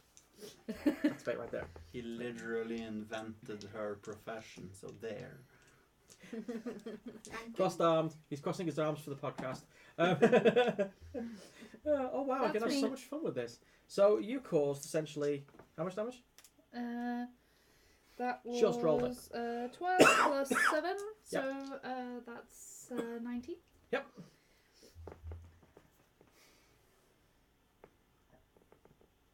Groovy. That was Stan's turn. Right. Cool. Well, the first head is currently with its head on the deck. Its eyes are literally like crossed together. Its tail, its tongue, this hideous mound of pulsating brown flesh is just just lying there on the deck. It looks like the creature is completely concussed, which is odd for a Fade beast. Nothing makes sense in the Fade. The second one looks towards Than, or rather is still looking at Than, after it reels back from the blow you just gave, causing a rather long gash in its mouth area. It rears back and tries to incinerate you. Please roll acrobatics. Well, shit, stakes. That's at least a little better than last. That's 15. I'm good. Is anyone standing next to you? Oh yeah, you were. Great. Awesome. Super. Both of you take 19 damage. Ow. It's fire damage though, so obviously armor works. I don't have any. I know, I keep checking. How much was it? 19. 19. Yeah. I keep waiting for that day that Valis like, I am so fed up with this shit, walks in with Keth's plate mail. I am ready for anything. Smack. This quest sucks. You can imagine the armor though. 19. 19 damage. So that means I have 43 left. Can I just borrow that? Thanks for telling me that.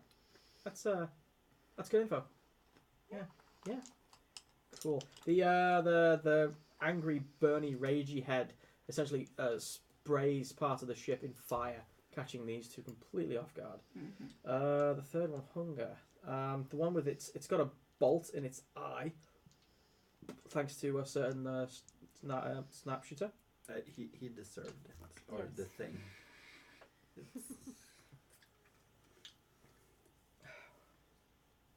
What's up? It's a double. Why don't you move your tray over here? Fine! Oh my god! Use the tray, Richard! Use the fork! Fine! Alright, something interesting's just happened. Because Puck just threw the shoe, which I said idly, at the head. And I just decided to see how pissed off it would make this head, this Leviathan's head. And it pissed it off a lot. So it's now going to attack Puck. Now, here's the thing. Here's the thing. Die. What are the odds that the monster inside of the Shut up! boat Shut up! attacks the monster? Shut up! Yeah, I was thinking that when Oh, he dear. started talking about the door. Ryorai, I'm going to extract a point from you just to make this work because this is hilarious. I know you'll be okay with this. Awesome. Okay, cool. Puck, after throwing his sweaty, smelly, some might say weapons development shoe at the creature, it wasn't so much the shoe, but the shoe was more like a shell casing. The sock on the inside, however, that was a real weapon. that was chemical weaponry before it was invented. Biological warfare. Yes. And if you can imagine this hulking, gigantic head that's capable of swallowing someone in a single bite, and this boot, this used, sewage-ridden boot, sploshing against its side. This creature of absolute horror, this apex predator of the hollow of the Fade, looks down at Tiny Puck and decides, yep, You're dead. you're fucking dead. Goes down to try and eat Puck in one go. Thank you, you're going to love this. And Puck, being who he is, makes a split-second decision. One which usually saves his life. He rolls to one side. Yeah. Yeah. Okay, groovy. The head of the Leviathan can't evade as the door bursts open and this formless multitude of eyes encased in this black oil slick flows from the doorway like this giant oil spill, splashes against its head and starts attacking it. This nightmare from beyond the known real is essentially this sticky mass of eyes and mouths, tendrils. It's this thing which will always be forever stuck in your mind's eye. Something which will make you look at oily water and think, nope, no, not again. This is the thing that keeps Puck up all night. This is the thing which makes him so in control of his own dreams. because he always runs. Now, this thing attacks the head. And as it has acidic damage, it does counts as penetrating. Cool. So the third head, the one of hunger, is now completely covered in this mass of sticky oil slick with all of these laughing mouths of different sizes and these multitude of eyes, like spider eyes and stuff, just constantly flowing, gripping on. Reminds me of Pride's shadow from FMA. Yeah, Full Metal Alchemist. Yeah, It's basically Yog point. Sothoth. it was meant to be more like Yog Sothoth, yes, but I will accept the comparison with Full Metal Alchemist because that was a damn good thing. Yeah, that's not too far wrong, actually. It's Yog Sothoth. So it's essentially one nightmare against another now. That was your idea. It was. It was. Now Puck actually just steps up next to you and kind of pats you on the back, like, idly. And Shylock goes like, Thumbs up. Ugh. Jesus. Yeah. It's like everyone's worst ex. Moving on. That leaves us now with Shylock. can I shoot at the thing not occupied by green gulp and not lying unconscious on the deck of the ship? Yes. Yes. Thank you. That would be the one that's fighting Than. And, Fire one. yeah, the one that's fighting Than and Valath. 14. Yeah. No, Yep. 15, 19. Yes. I was going to say, 19. when we first started that was the response always when people were rolling. They were like, yeah, 12. That's not so good, is it? Wait, hold on. 20 billion. No, that was son of a. She's still doing it today. It's cute. But you hit, yeah. Yeah. Toink. Was it a double, by the way? No, Lem. that's 16 damage. 16 damage. Nice. Including the 7? Not melee. Still a crossbow. Yes. Not melee. I remembered as I was saying. Oh, but can I backstab this fucker? He's dazed, isn't he? Still? No, you decided to shoot the one that wasn't dazed? Yeah, but did you roll for this guy? Is he aware me lurking with a suddenly crossbolt in my hands? Are you kidding me? No. Okay, he's because he's been taunted. There's every chance that he's not going to spot you. So I decided to do a even chance roll. I probably got 10. So no, he hasn't spotted you. He's a bit too busy trying to kill Than. And Do I me. still add dex and cunning to backstab? You add cunning, No, a perception and cunning. for perception, vitality. and cunning. Yes. All right, so that's 14 more. Son of a bitch. I thought. You thought? See, my experience. That's your problem right there.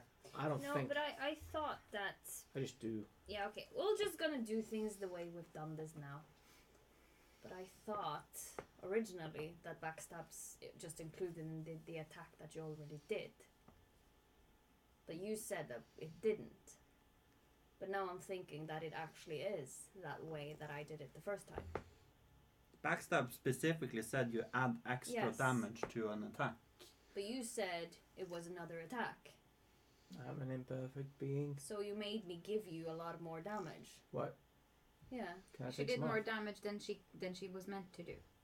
Because you kinda made me think that when backstabbing you did another attack, and I was like, hold on a minute, you just add dice. Which was what I did originally. So I did like multiply my damage, which I wouldn't have done. I would explain why you So- got 54. Yeah, that was a lot. And I'm like, I haven't done this before. I can't remember ever doing this. No. You know what? Deduct Let's some? just let's go along with it Okay. because if we have more math, Rick's brain will melt Yes. completely. So Alright. But I'm just saying that you may confuse me. Mhm. Okay, so moving forward, Yes. I think Yes. we just add damage. Yes. But the Yeah. point is that brings me to what 30. Oh, brain fart. That is 28 total. just as a quick answer to a question unasked, if you're wondering how a GM gets past math fails or forgetting stuff, this is how you do it. Yeah. You just keep going. Mm. Basically, no one's perfect, and No. I am not well. It so. tells a great story anyway, so it Yeah. doesn't really matter. Rule of Cool. thank you. Yeah. Yeah. If it's cool, just go with it. Yeah. Because at the end of the day, you're meant to have fun. It's not like, you're playing Dungeon of the Mad Mage. I think also Shylock is quirky enough that he would make boink sounds every time he shot a boink. Boink. Yeah, there are these interesting quirks that happen. Boink. Boink. Cool. So anyway, that was minus 14 and minus 14 again. Sure. Jesus. Cool. Yeah. A thumb. Cool of them. So that was Shylock. Valith! Yes. So Am I allowed to do the thing? you are allowed to do the thing. What was the thing again? Oh, yes. Message. Thing. Yeah, you did. I approve. I think this is distinctly Kestrels-esque. Yes. Do I roll a willpower for that? Persuasion. Persuasion? Mm-hmm. To move the ship? Way to give it away. But you're asking the ship to move, or are Yeah. you forcing it to move by saying, if you don't move, I'm going to will you out of existence? No, I can. Please don't do that. Let's see. Persuasion. I have persuasion. I'll roll persuasion. You can be persuadable. Yeah. Persuasive. Oh. 4, 5, 6, 7, Yeah, you're welcome, Riorai. 11, Really cool. 12, 13, 14, 15. 15. That was a shitty roll. That was a shitty roll. Yeah. The hell were you thinking? Jesus, who told you to persuade? Oh, fuck. Alright, fine. Alright, that's... To be fair, it would have been the same with willpower anyway. Yeah. That was a... It tried to resist and got 9, Fate so... points? Yes. Oh, doesn't need any fate No. points, this one. All right. So Dice shaming. Dice shaming. Fucking useless. what I wanted to do, which I can now actually do, is that I look at the Figurehead. the figurehead, and I say, "Would you help us out? Could you turn the ship around and skewer this thing with the point? That would be immensely helpful. Right in the face. You can do it." The keister. Yeah. There is this... To break down the exchange, you're not a creature of too many words. And when you are, you shouldn't be. So I am a creature of many words. That is the essence of Valeth. Yeah, but not one that people like to hear all the No. time. Usually people are like, she's still talking I about don't the care thing." about that. You remember your original character premise, you know? Well, actually, Yes, exactly. you're essentially listing all the reasons why the ship should do it in this chronological list. Like, and another thing you should probably do this. The momentum. The figurehead, which is standing next to you, is just like its mouth is like opening slowly and then more, and it's just shaking its head like no, and you're just like yeah, baby. There is a moment where you think that you actually managed to get this metaphorical being in the Fade to change its mind, or maybe you just break its will. Who can tell? Yeah. I'm annoying. Yeah, it is. It's a quality which has gotten you through many a scrape. Yes. And including probably this one. The figurehead melts into the deck. Yeah, see, melt is probably the wrong word. There is a shuffling of splinters and the breaking of wood as it pushes itself into the wood of the deck. A moment later, the ship lurches to one side, causing everyone to roll apparently a strength check, because that's what you do when you try and stay up. You use your guns! Cool. Just Cool, Miss strength, Eve. might. Strength might. 7, 8, 9. I mean, I get it. It's just yay. And So I use attributes my you can't- magic. That's because- a 9. Yep. I don't have strength. no. You tumble rumble. Yep. 14. 24. Yeah, you don't mean Nine. an inch. Ni- What? 19. 19, you're good. 14. 14. Oh my god, yeah, you were just okay. Shylock? 10. Oh crap. 9 and 10. So we both fall on our asses. You and Puck. In fact, as you guys fall over and start sliding towards the edge of the ship, you see Puck going as he tumbles sideways. Oh, How much no. it is? Does this blue? I hope not. I love you too, Lutra. Now, the real question is, has the deck been splintered to the point where you might fall off? I'm doing it! Nope, you're good. Cool. Both you two take 2d6 damage. It can be deducted. Armor can be deducted from it. Don't have armor. Ooh, of course I rolled that I'd on like was to cocked, remind though. you why armor is a great You should idea. roll that again because it was Jeez. cocked. Okay. It was stuck Huge. between your phone and So your thing. no damage from me. 4, None. 5, 6, 7. None. Yeah, Puck hits it with his head, so no damage. 43. It's weird how Puck is devolved. Most characters evolve into something more interesting. Puck has gone from this like fully fleshed out character to comic relief and occasional misery. I kind of relate more to Puck than I do any other NPC in this entire series. There we go. 36 hit points. Yeah, you crack your head against the side. You feel a sticky wetness through your hair. You notice that there's a clinking noise, and Shylock very nonchalantly just slides against the side of the deck, almost as if it's no bother.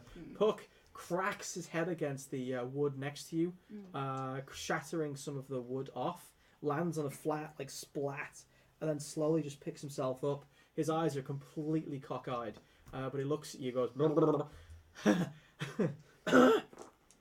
Apart from a mild concussion, he seems absolutely fine.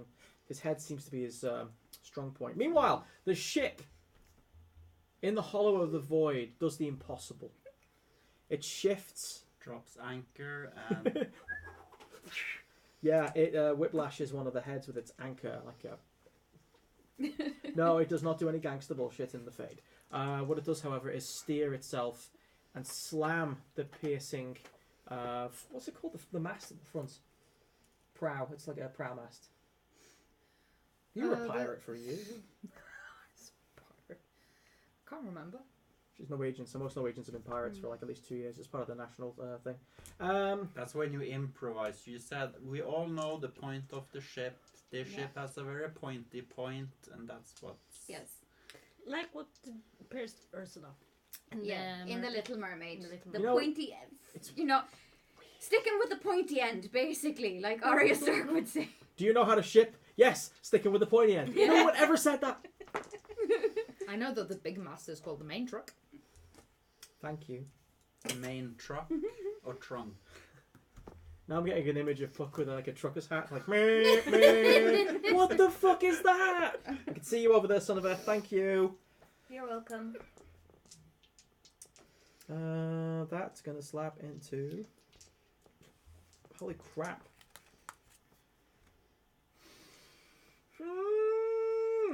Yeah, the prow mast slams into the throat of the raging one. Mm-hmm. About like a better terminology. The fire breathing one, yeah. The angry one. Yeah, it's now pissed because it's got a hole in its front and back. And actually, when the mast slams through it, the mast blisters with heat. Fire explodes at both sides. There's an Ebola joke there, but moving swiftly on.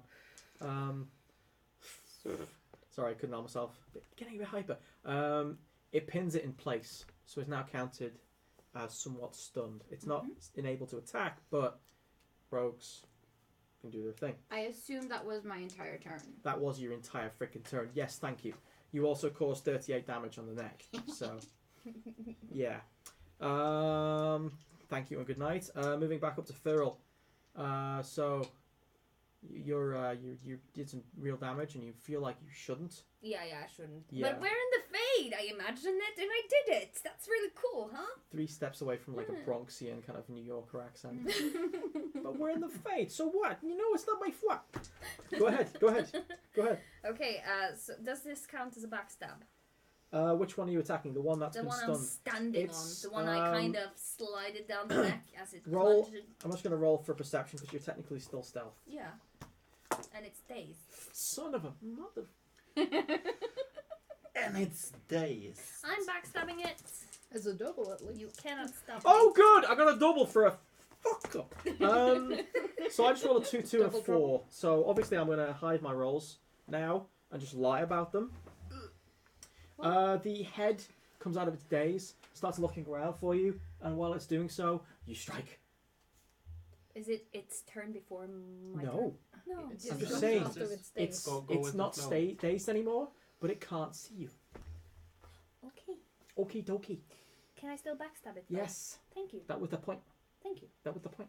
12, 13, 14, 15, 16, Hang on, 17. go. No, that's okay. I forgot. 26 on attack. Do I hit it? How much? 26. Oh, thank God, I thought you said 36. My heart was like, should I? Should I? Do I hit it? This is the day. Yes, you hit it. Thank you. A lot. It's almost comical. Oh. You don't need to swing. You forgot your extra damage thing with the high roll stuff. That narrows it down. Where when you hit quite higher than the target number, you get to add to your damage. That's his rules. 25 damage. Combat never goes fast enough, so yes. 25 damage plus 7 from her, so 32. You're gonna add the extra hit points. Then, With you two, there's nothing but extra. then I have my She's extra attack as very well. extra. So that's 32 plus. My extra attack that I'm gonna do now. So, do I get the backstab on the other attack as well? I don't see why not. Okay, cool. It's not like stunt bonuses, which you can only get for the first attack. You Yeah. can't generate stunts for the No, second no, attack. no. However, it doesn't say anything about backstab in so much as that I can tell. No, I I'll don't check know. later. Don't correct me. We're in the fade. I imagine it works. God, don't like it. Hashtag fade all possibles. 12, 13, 14, 15, 6. No, it's this one. 12, 13, 14, 15, 16, 17, 18, 19, 20, 3. Plus 7? No, that's attack. Push away, yes. Okay. Do I hit it? Yes, I guess. What did you get? 18? 23. 23. Yeah.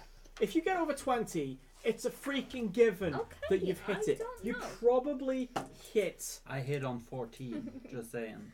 Okay. Not fair. You actually got pluses because it's big. 9, 10, 11.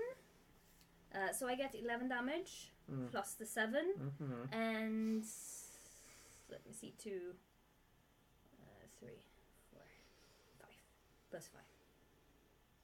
11, 16 plus 7. You've gotten so much better at mental arithmetic. What? Have I ever been bad at it? Everyone's been bad at it. Fuck you. Fuck you. What? Try to You got compliment 11 someone. plus 7 plus 5. Yeah, so 23. I didn't state how bad she was. I just said she's got better. You You're know? bad. I'm terrible. My brain is literally in my ass right now. You had to Three. think about that for a second, didn't you? Yes, I'm very slow at hand math. Me too. We have Ah, 20 minutes left, by the way. I know. Let's go overcast. We're going into overtime, kids. Go, go, go. So you got 16 plus 7. 20 something. 23, I think you got. Yeah. Yep. Yes. You're a sweet Jesus. Sweet baby Jesus. Thank you for that wonderful turn of doom. So that was 23 plus a 38. 32. 32. And then Yeah. Stay with me, kids. It's So it's my turn. I'm going to spend the 3 MP to keep my Fade Shroud, and I'm going to attack the one Feral has gotten down. brace yourself, kids. Goku's about to lay it smack down.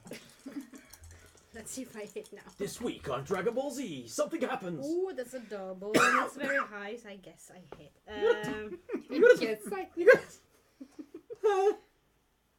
So I'm using my Silverite two-handed sword, and that's 12, So right, 2 out of 12. 17. A gift from whom? Anyone remember? 17. Yeah. 12 is 29 to hit. And I got a double. What's Demoted. The dragon die? Back to OP. Dragon die is 6. 7 stun points. No, No, 6. 6. Oh. So, because it's 5. Ah, okay. So it's 6. So, can I just look at your sheet down here? Because then I have this. By the way, which head did you go for? That would have been the one rage. with the feral one. With the feral. Yes, of It's course. not- With the feral. so that's not rage. No, it's the despair. So, I guess the lethal blow is 4 stun points or 5. I think it's 5. So I will use that one.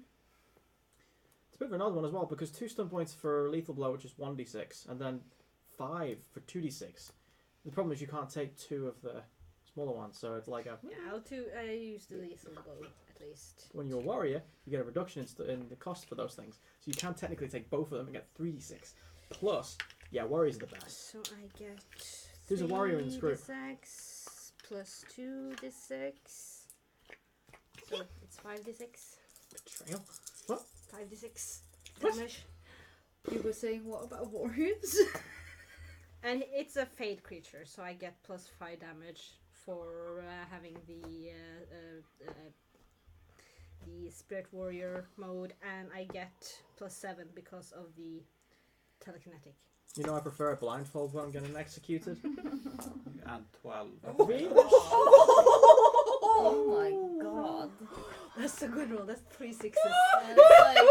No, it's 2 6s and a 5. Isn't No, it? it's No, 3 3 6s Oh, yeah, you and a can- 5 and a So 3. 24, 26 damage just on the dice. 26 Plus there. 12, 38. That's just on. Okay, 26? Yeah. 26. Plus 12. No, it's plus 10. So 36 plus 12. So it's 48.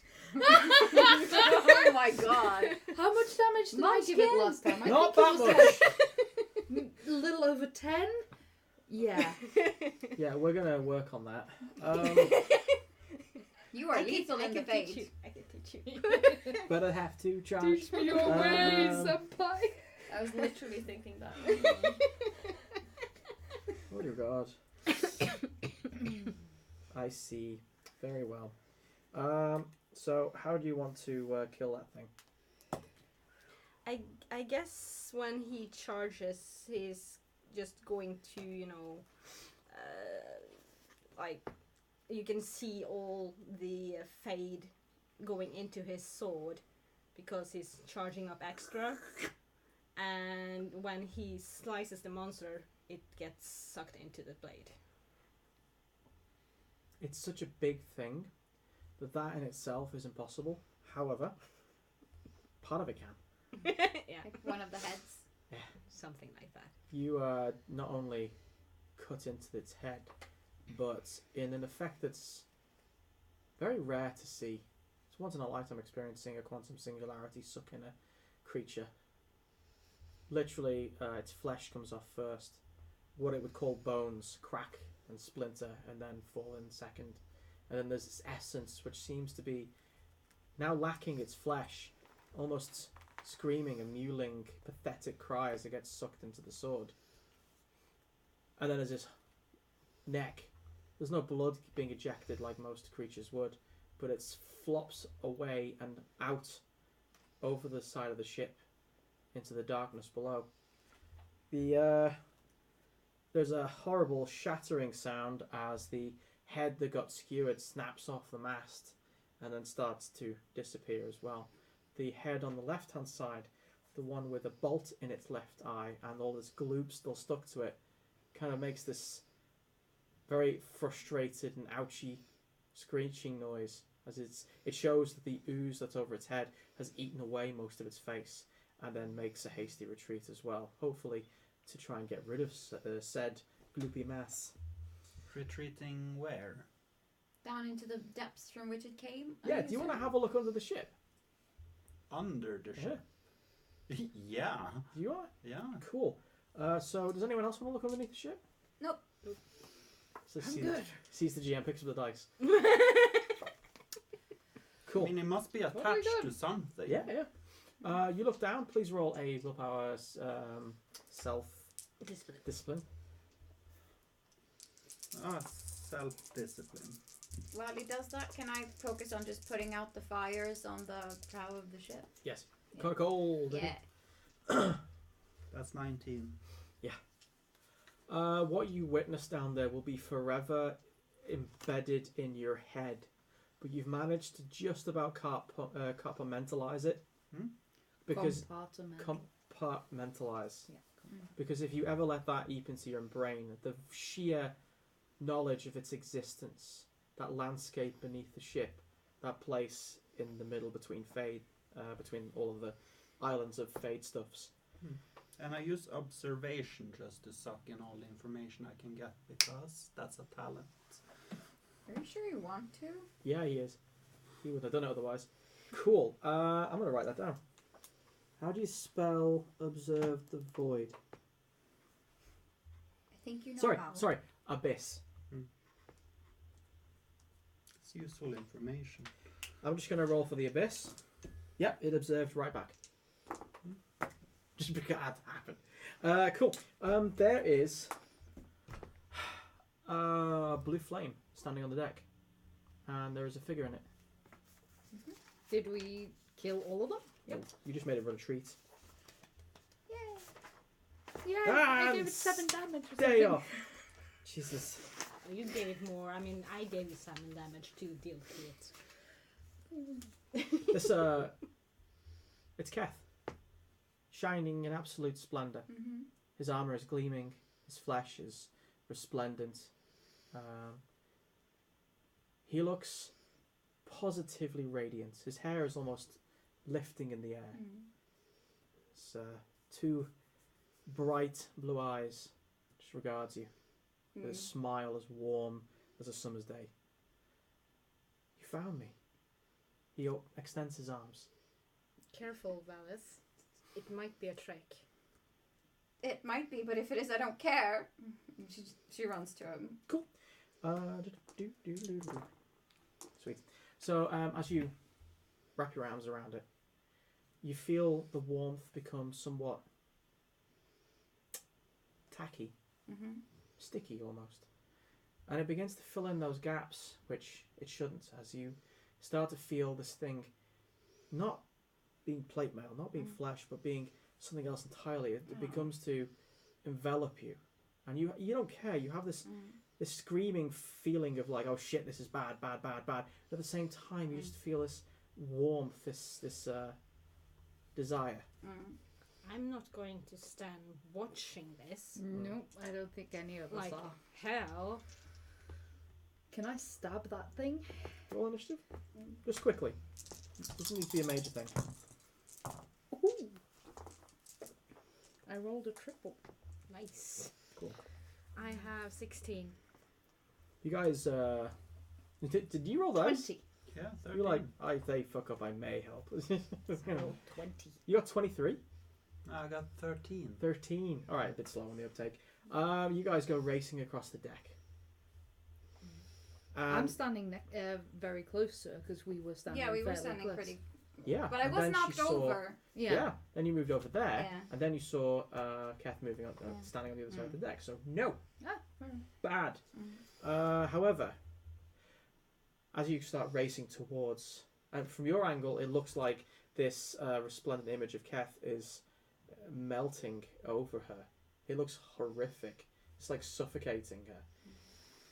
There is a lightning-like crackle of energy, and you feel this hand not grab you, but rather grab the stuff in front of you, seizing it, solidifying it in its grasp, and it gets ripped off you. It actually hurts as it gets ripped off like a plaster. Yeah, she probably goes like.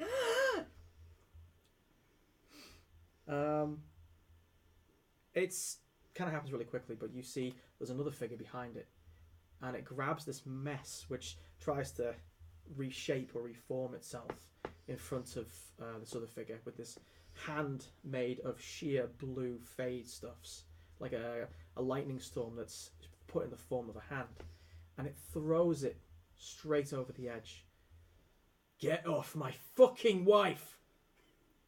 There we go. Fiance. The guy who's looking in front of you now is something a bit more, probably what's your expectations. The crackling lightning storm is where his left hand used to be, right up to the elbow. His eyes are burning tempests of the kind of powers that you've seen Templars use. His armour is rusted and beaten, and in some places it's orange and red from old blood. His flesh is pallid, unhealthy, sallow. His cheeks are receded in.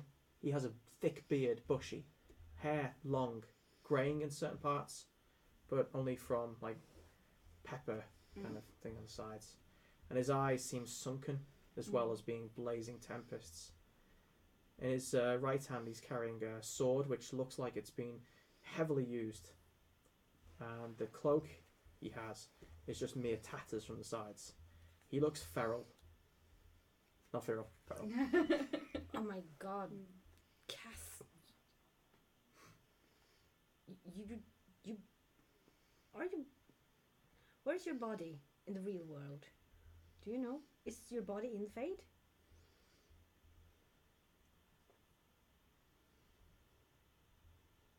You fell into a Fade hole. I could not find your body. Where do you know where your body is? He's physically in the Fade. Are you physically in the Fade? Yeah.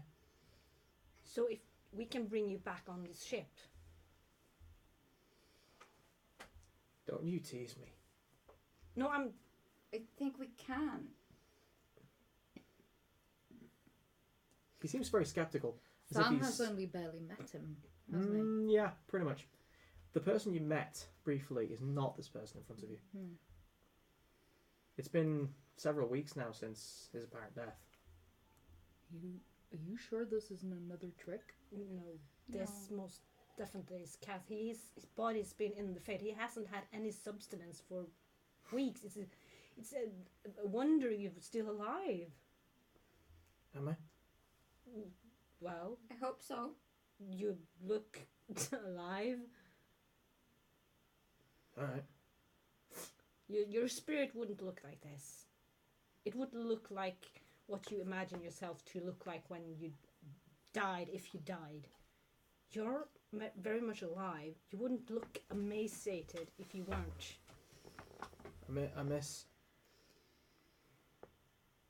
I miss a good steak. Yes. I'm really hungry. No wonder. Valeth, how do we get out of this dream? We have to. And we killed that thing. I mean, It's not dead. It's just left us alone. It ran away. We hurt it really badly. But the thing is, we can just wake up. But because Kath is physically in the Fade, we need to find a way to bring him back, which would mean rupturing the Fade or some other way. Excuse my me. body. Could we ask Reed? Well, someone would have to wake up because Reed isn't here. I can wake up.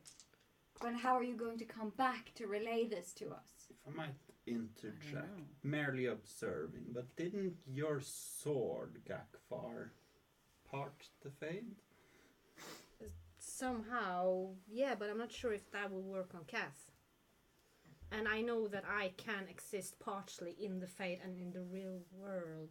Yes, you can. I can go down to Reed's cabin. Maybe I can somehow talk to him You can try. through the Fade. Maybe I can try. I'll try to cast an arcane lore just to see if I can remember anything that might help us get Kath through. Spirit of knowledge. Reaching here. Roll for it. Gaff is going to run down to Reed's bedroom. Try to find him. You're there in seconds. Because of your state. Straight magic rule? No, arcane, of course. Of course. 10, 13, 16, 19. 19? And a double.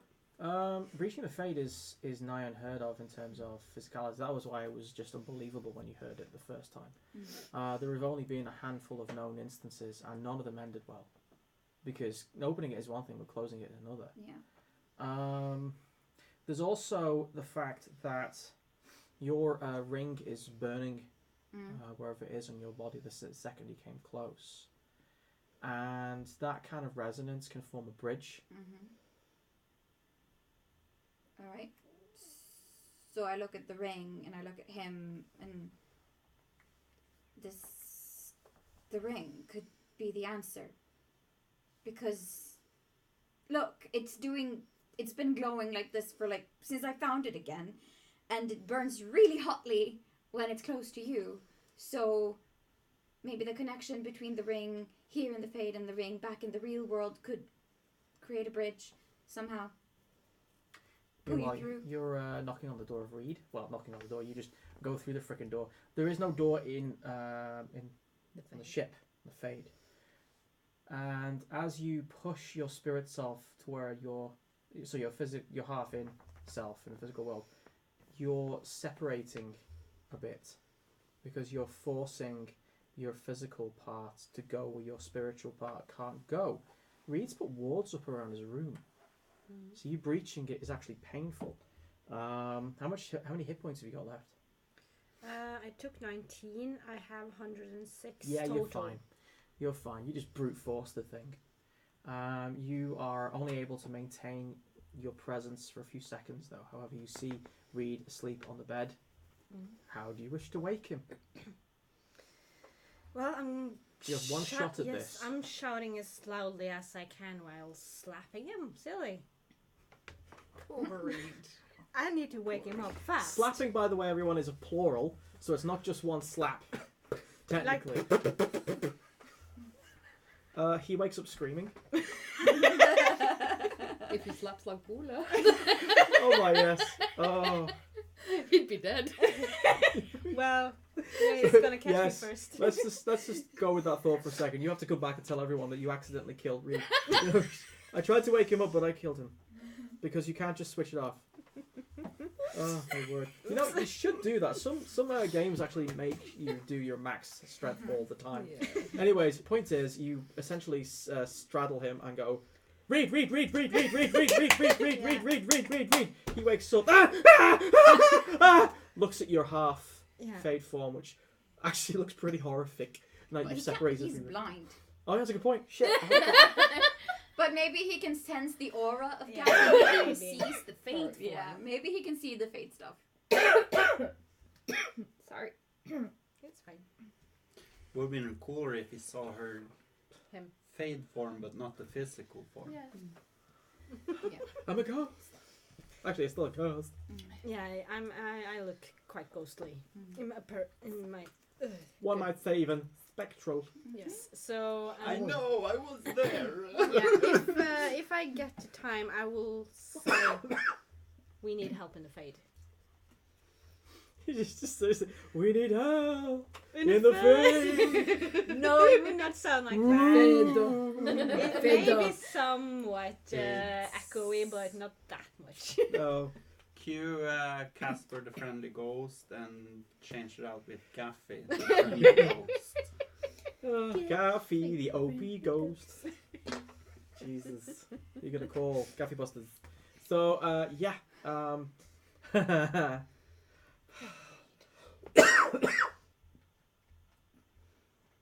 Come on, player. So, to speed this up for the sake of expedience, Gaffy manages to wake Reed. Reed, who is very unhappy about this whole turn of events, comes essentially feeling his way around, stomping up, pushing over some sailors, gets back up onto the deck, where in the real world there's a storm. For some strange reason, all of this activity has made the ocean rather rambunctious. And he starts with a piece of limestone taken from a very particular spot, starts doing inscriptions on the deck. Around you, where you're standing, where you and Kath are standing, you start seeing cracks appearing in the wood. Not offensively, it's not hurting the wood per se, but there is... Warping it? No, there's more like light coming from nowhere. And after a few seconds, it's formed a complete circle. You hear Reed's voice, distant, and oddly the only echo in this entire space. Hold on to each other. I'm only going to have one shot. Okay, that's not going to be hard. Okay. As you get close to Keth, he steps back. What? What? You're coming back. It's not that, I just... What? There's just a lot of things in here that you couldn't let him get close. Who get close? He just clenches his eyes and storms forward and gives you this huge hug, lifting you off the ground. You hear him actually kind of make this almost this whimperish sound you've never heard him make before. Yes. Hi. Am I up there? Yes. You're watching both in the real and in the fade, which I really should make you check for insanity. So can I hold them both around them, keeping him from letting her go? I'm going to allow this because I love a hug competition. Yeah, I Is just this a was hugging told to competition? touch someone, so I take Puck's hand and place my hand on, flesh. You don't notice this, but Puck is actually blushing. Yes. But Blushing. is everyone inside the circle that Reed made? Only you two, but the others are all. Then kind of- wouldn't that be disturbing the ritual if people storm in and out of the circle? Probably. And Gaffy would know better, though. I than to do that. I would take them into the circle. If No, I but You're you're already not in in the the circle. It's just me and Kath who's in the circle. Yeah. Yeah. But we don't need to be in the circle because No, we can just you wake could up. just wake up. So Okay, to me, then. it Yeah. makes more sense that it's just Valeth and Kath in the circle. Okay. As this revelation occurs, you probably don't put your hand on the No. pair in the circle. However, Puck doesn't want to let go. Of my hand.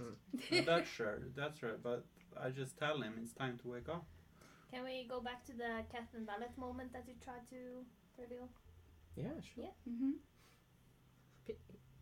Whimpering, hugging. Yeah.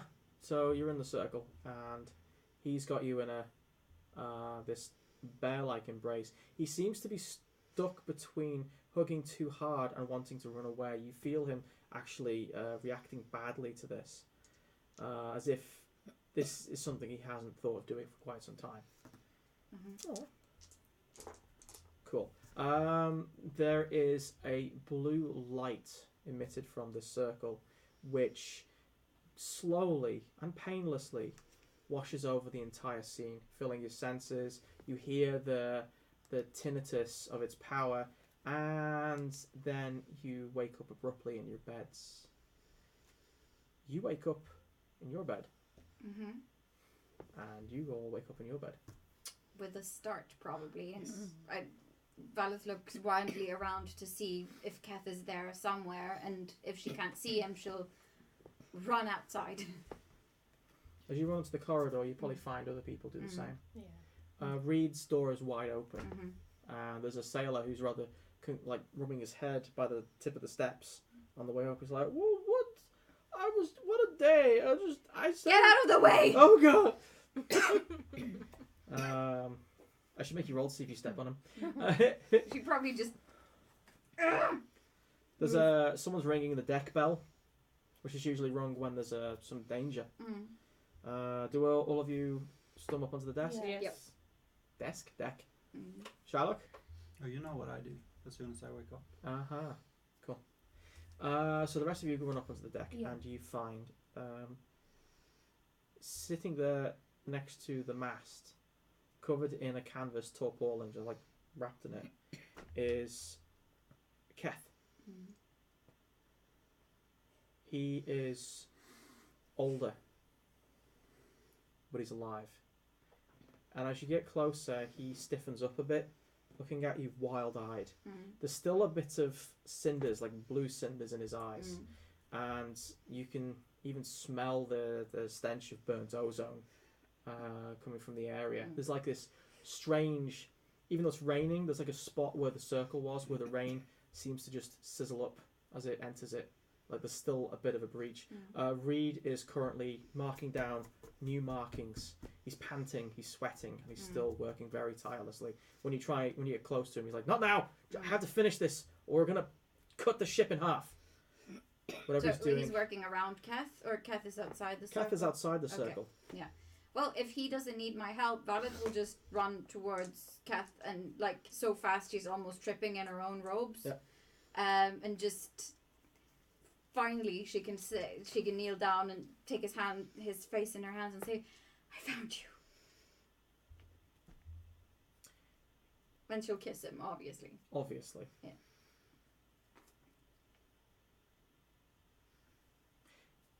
He bursts into tears, and he won't stop for at least 5 minutes. But she probably cries too.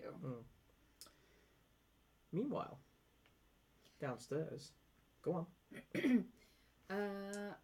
Has he got any proper clothes, or are they all torn apart? His clothes are stable. They're just well used. He hasn't changed clothing for quite some time. Okay, Than goes downstairs and finds a clean shirt and a clean pair of trousers. Excellent. That's just what I need. Does anyone else do anything? Go on. I go get food and water. You go down below deck. Excellent. You guys go down together. Sullivan. No, I'll just, as soon as I see Valeth run up, I follow her. I don't run to the Keth and let them have their moment, but I'm just standing in the background. I don't know, not saying anything, because I know better than to make fun of, people in the wrong moment. Do you? I would crush Keth at this point, so this is not the time nor the place. She'll mercilessly taunt him later, though. Yeah. Yes. This is true. Just, Talking to Valeth about his dream guide. This isn't exactly what I had in mind. We are. So you guys go beneath decks to get food and such. Roll perception, hearing. No, I don't have hearing. I have large ears, but I cannot hear shit. It's a double. 11. 13. 13. It's not very perceptive. 17. 17. You don't hear shit. You keep going on to the food. Than, you hear hushed voices, and hushed voices are always worth listening to, because if someone is trying not to be heard, then they should probably be heard at that point. That's a lesson you've learned the hard way. I'm kind of like stopping up. I'm not saying anything to Gaffy. I just stop up to listen. Gaffy keeps going. You lean up against the door, and you hear what sounds like Shylock's voice talking with someone. Does she hear what's being said? Alright, execute order 66. Really? You're going with 66? Come on, give me something better than that. No, I said, activate our contingency plan. You know what to do.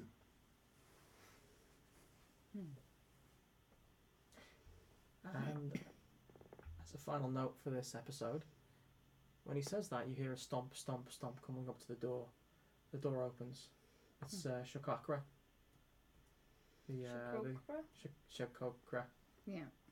Shakokra. It sounds like a song from the 80s. Who regards you with a rather impassive face. I think if Than hears approaching steps, he'll just like continue Move on quickly.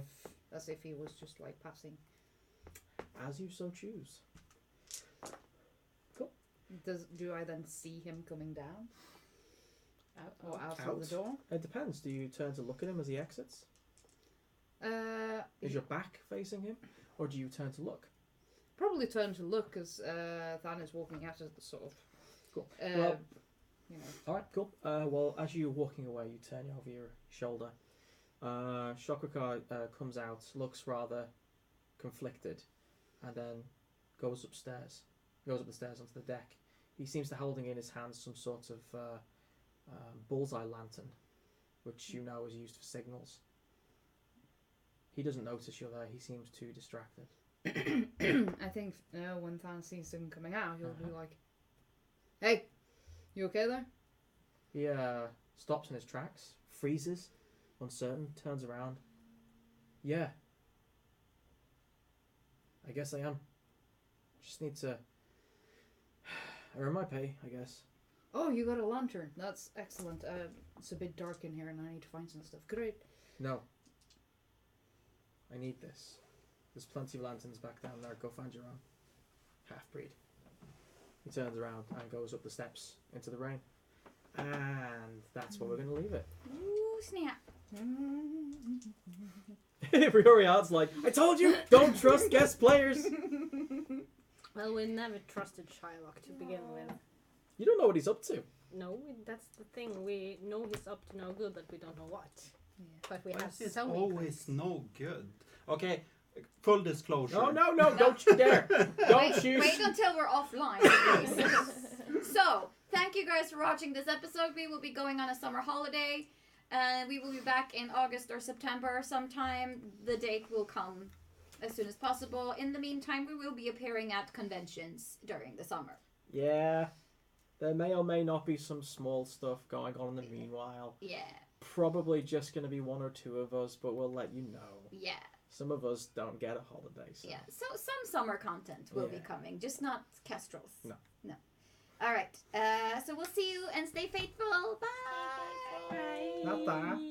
Yeah, I actually have to find the page May I? to because Okay, it's so the we're new. just gonna be online. So we're still online. Freeze, Ray. Just want to thank YouTube for this amazing.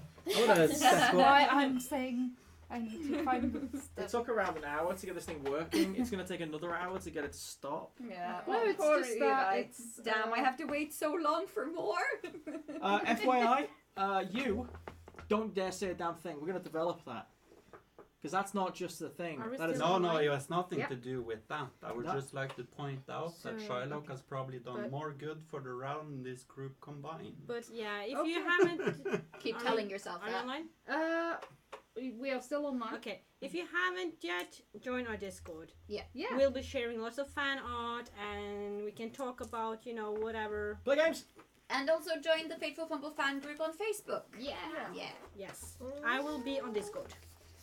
Okay, and I'm going to stop it there. So, bye. Thanks for watching. God have the Rex ending. Love you. Stay faithful.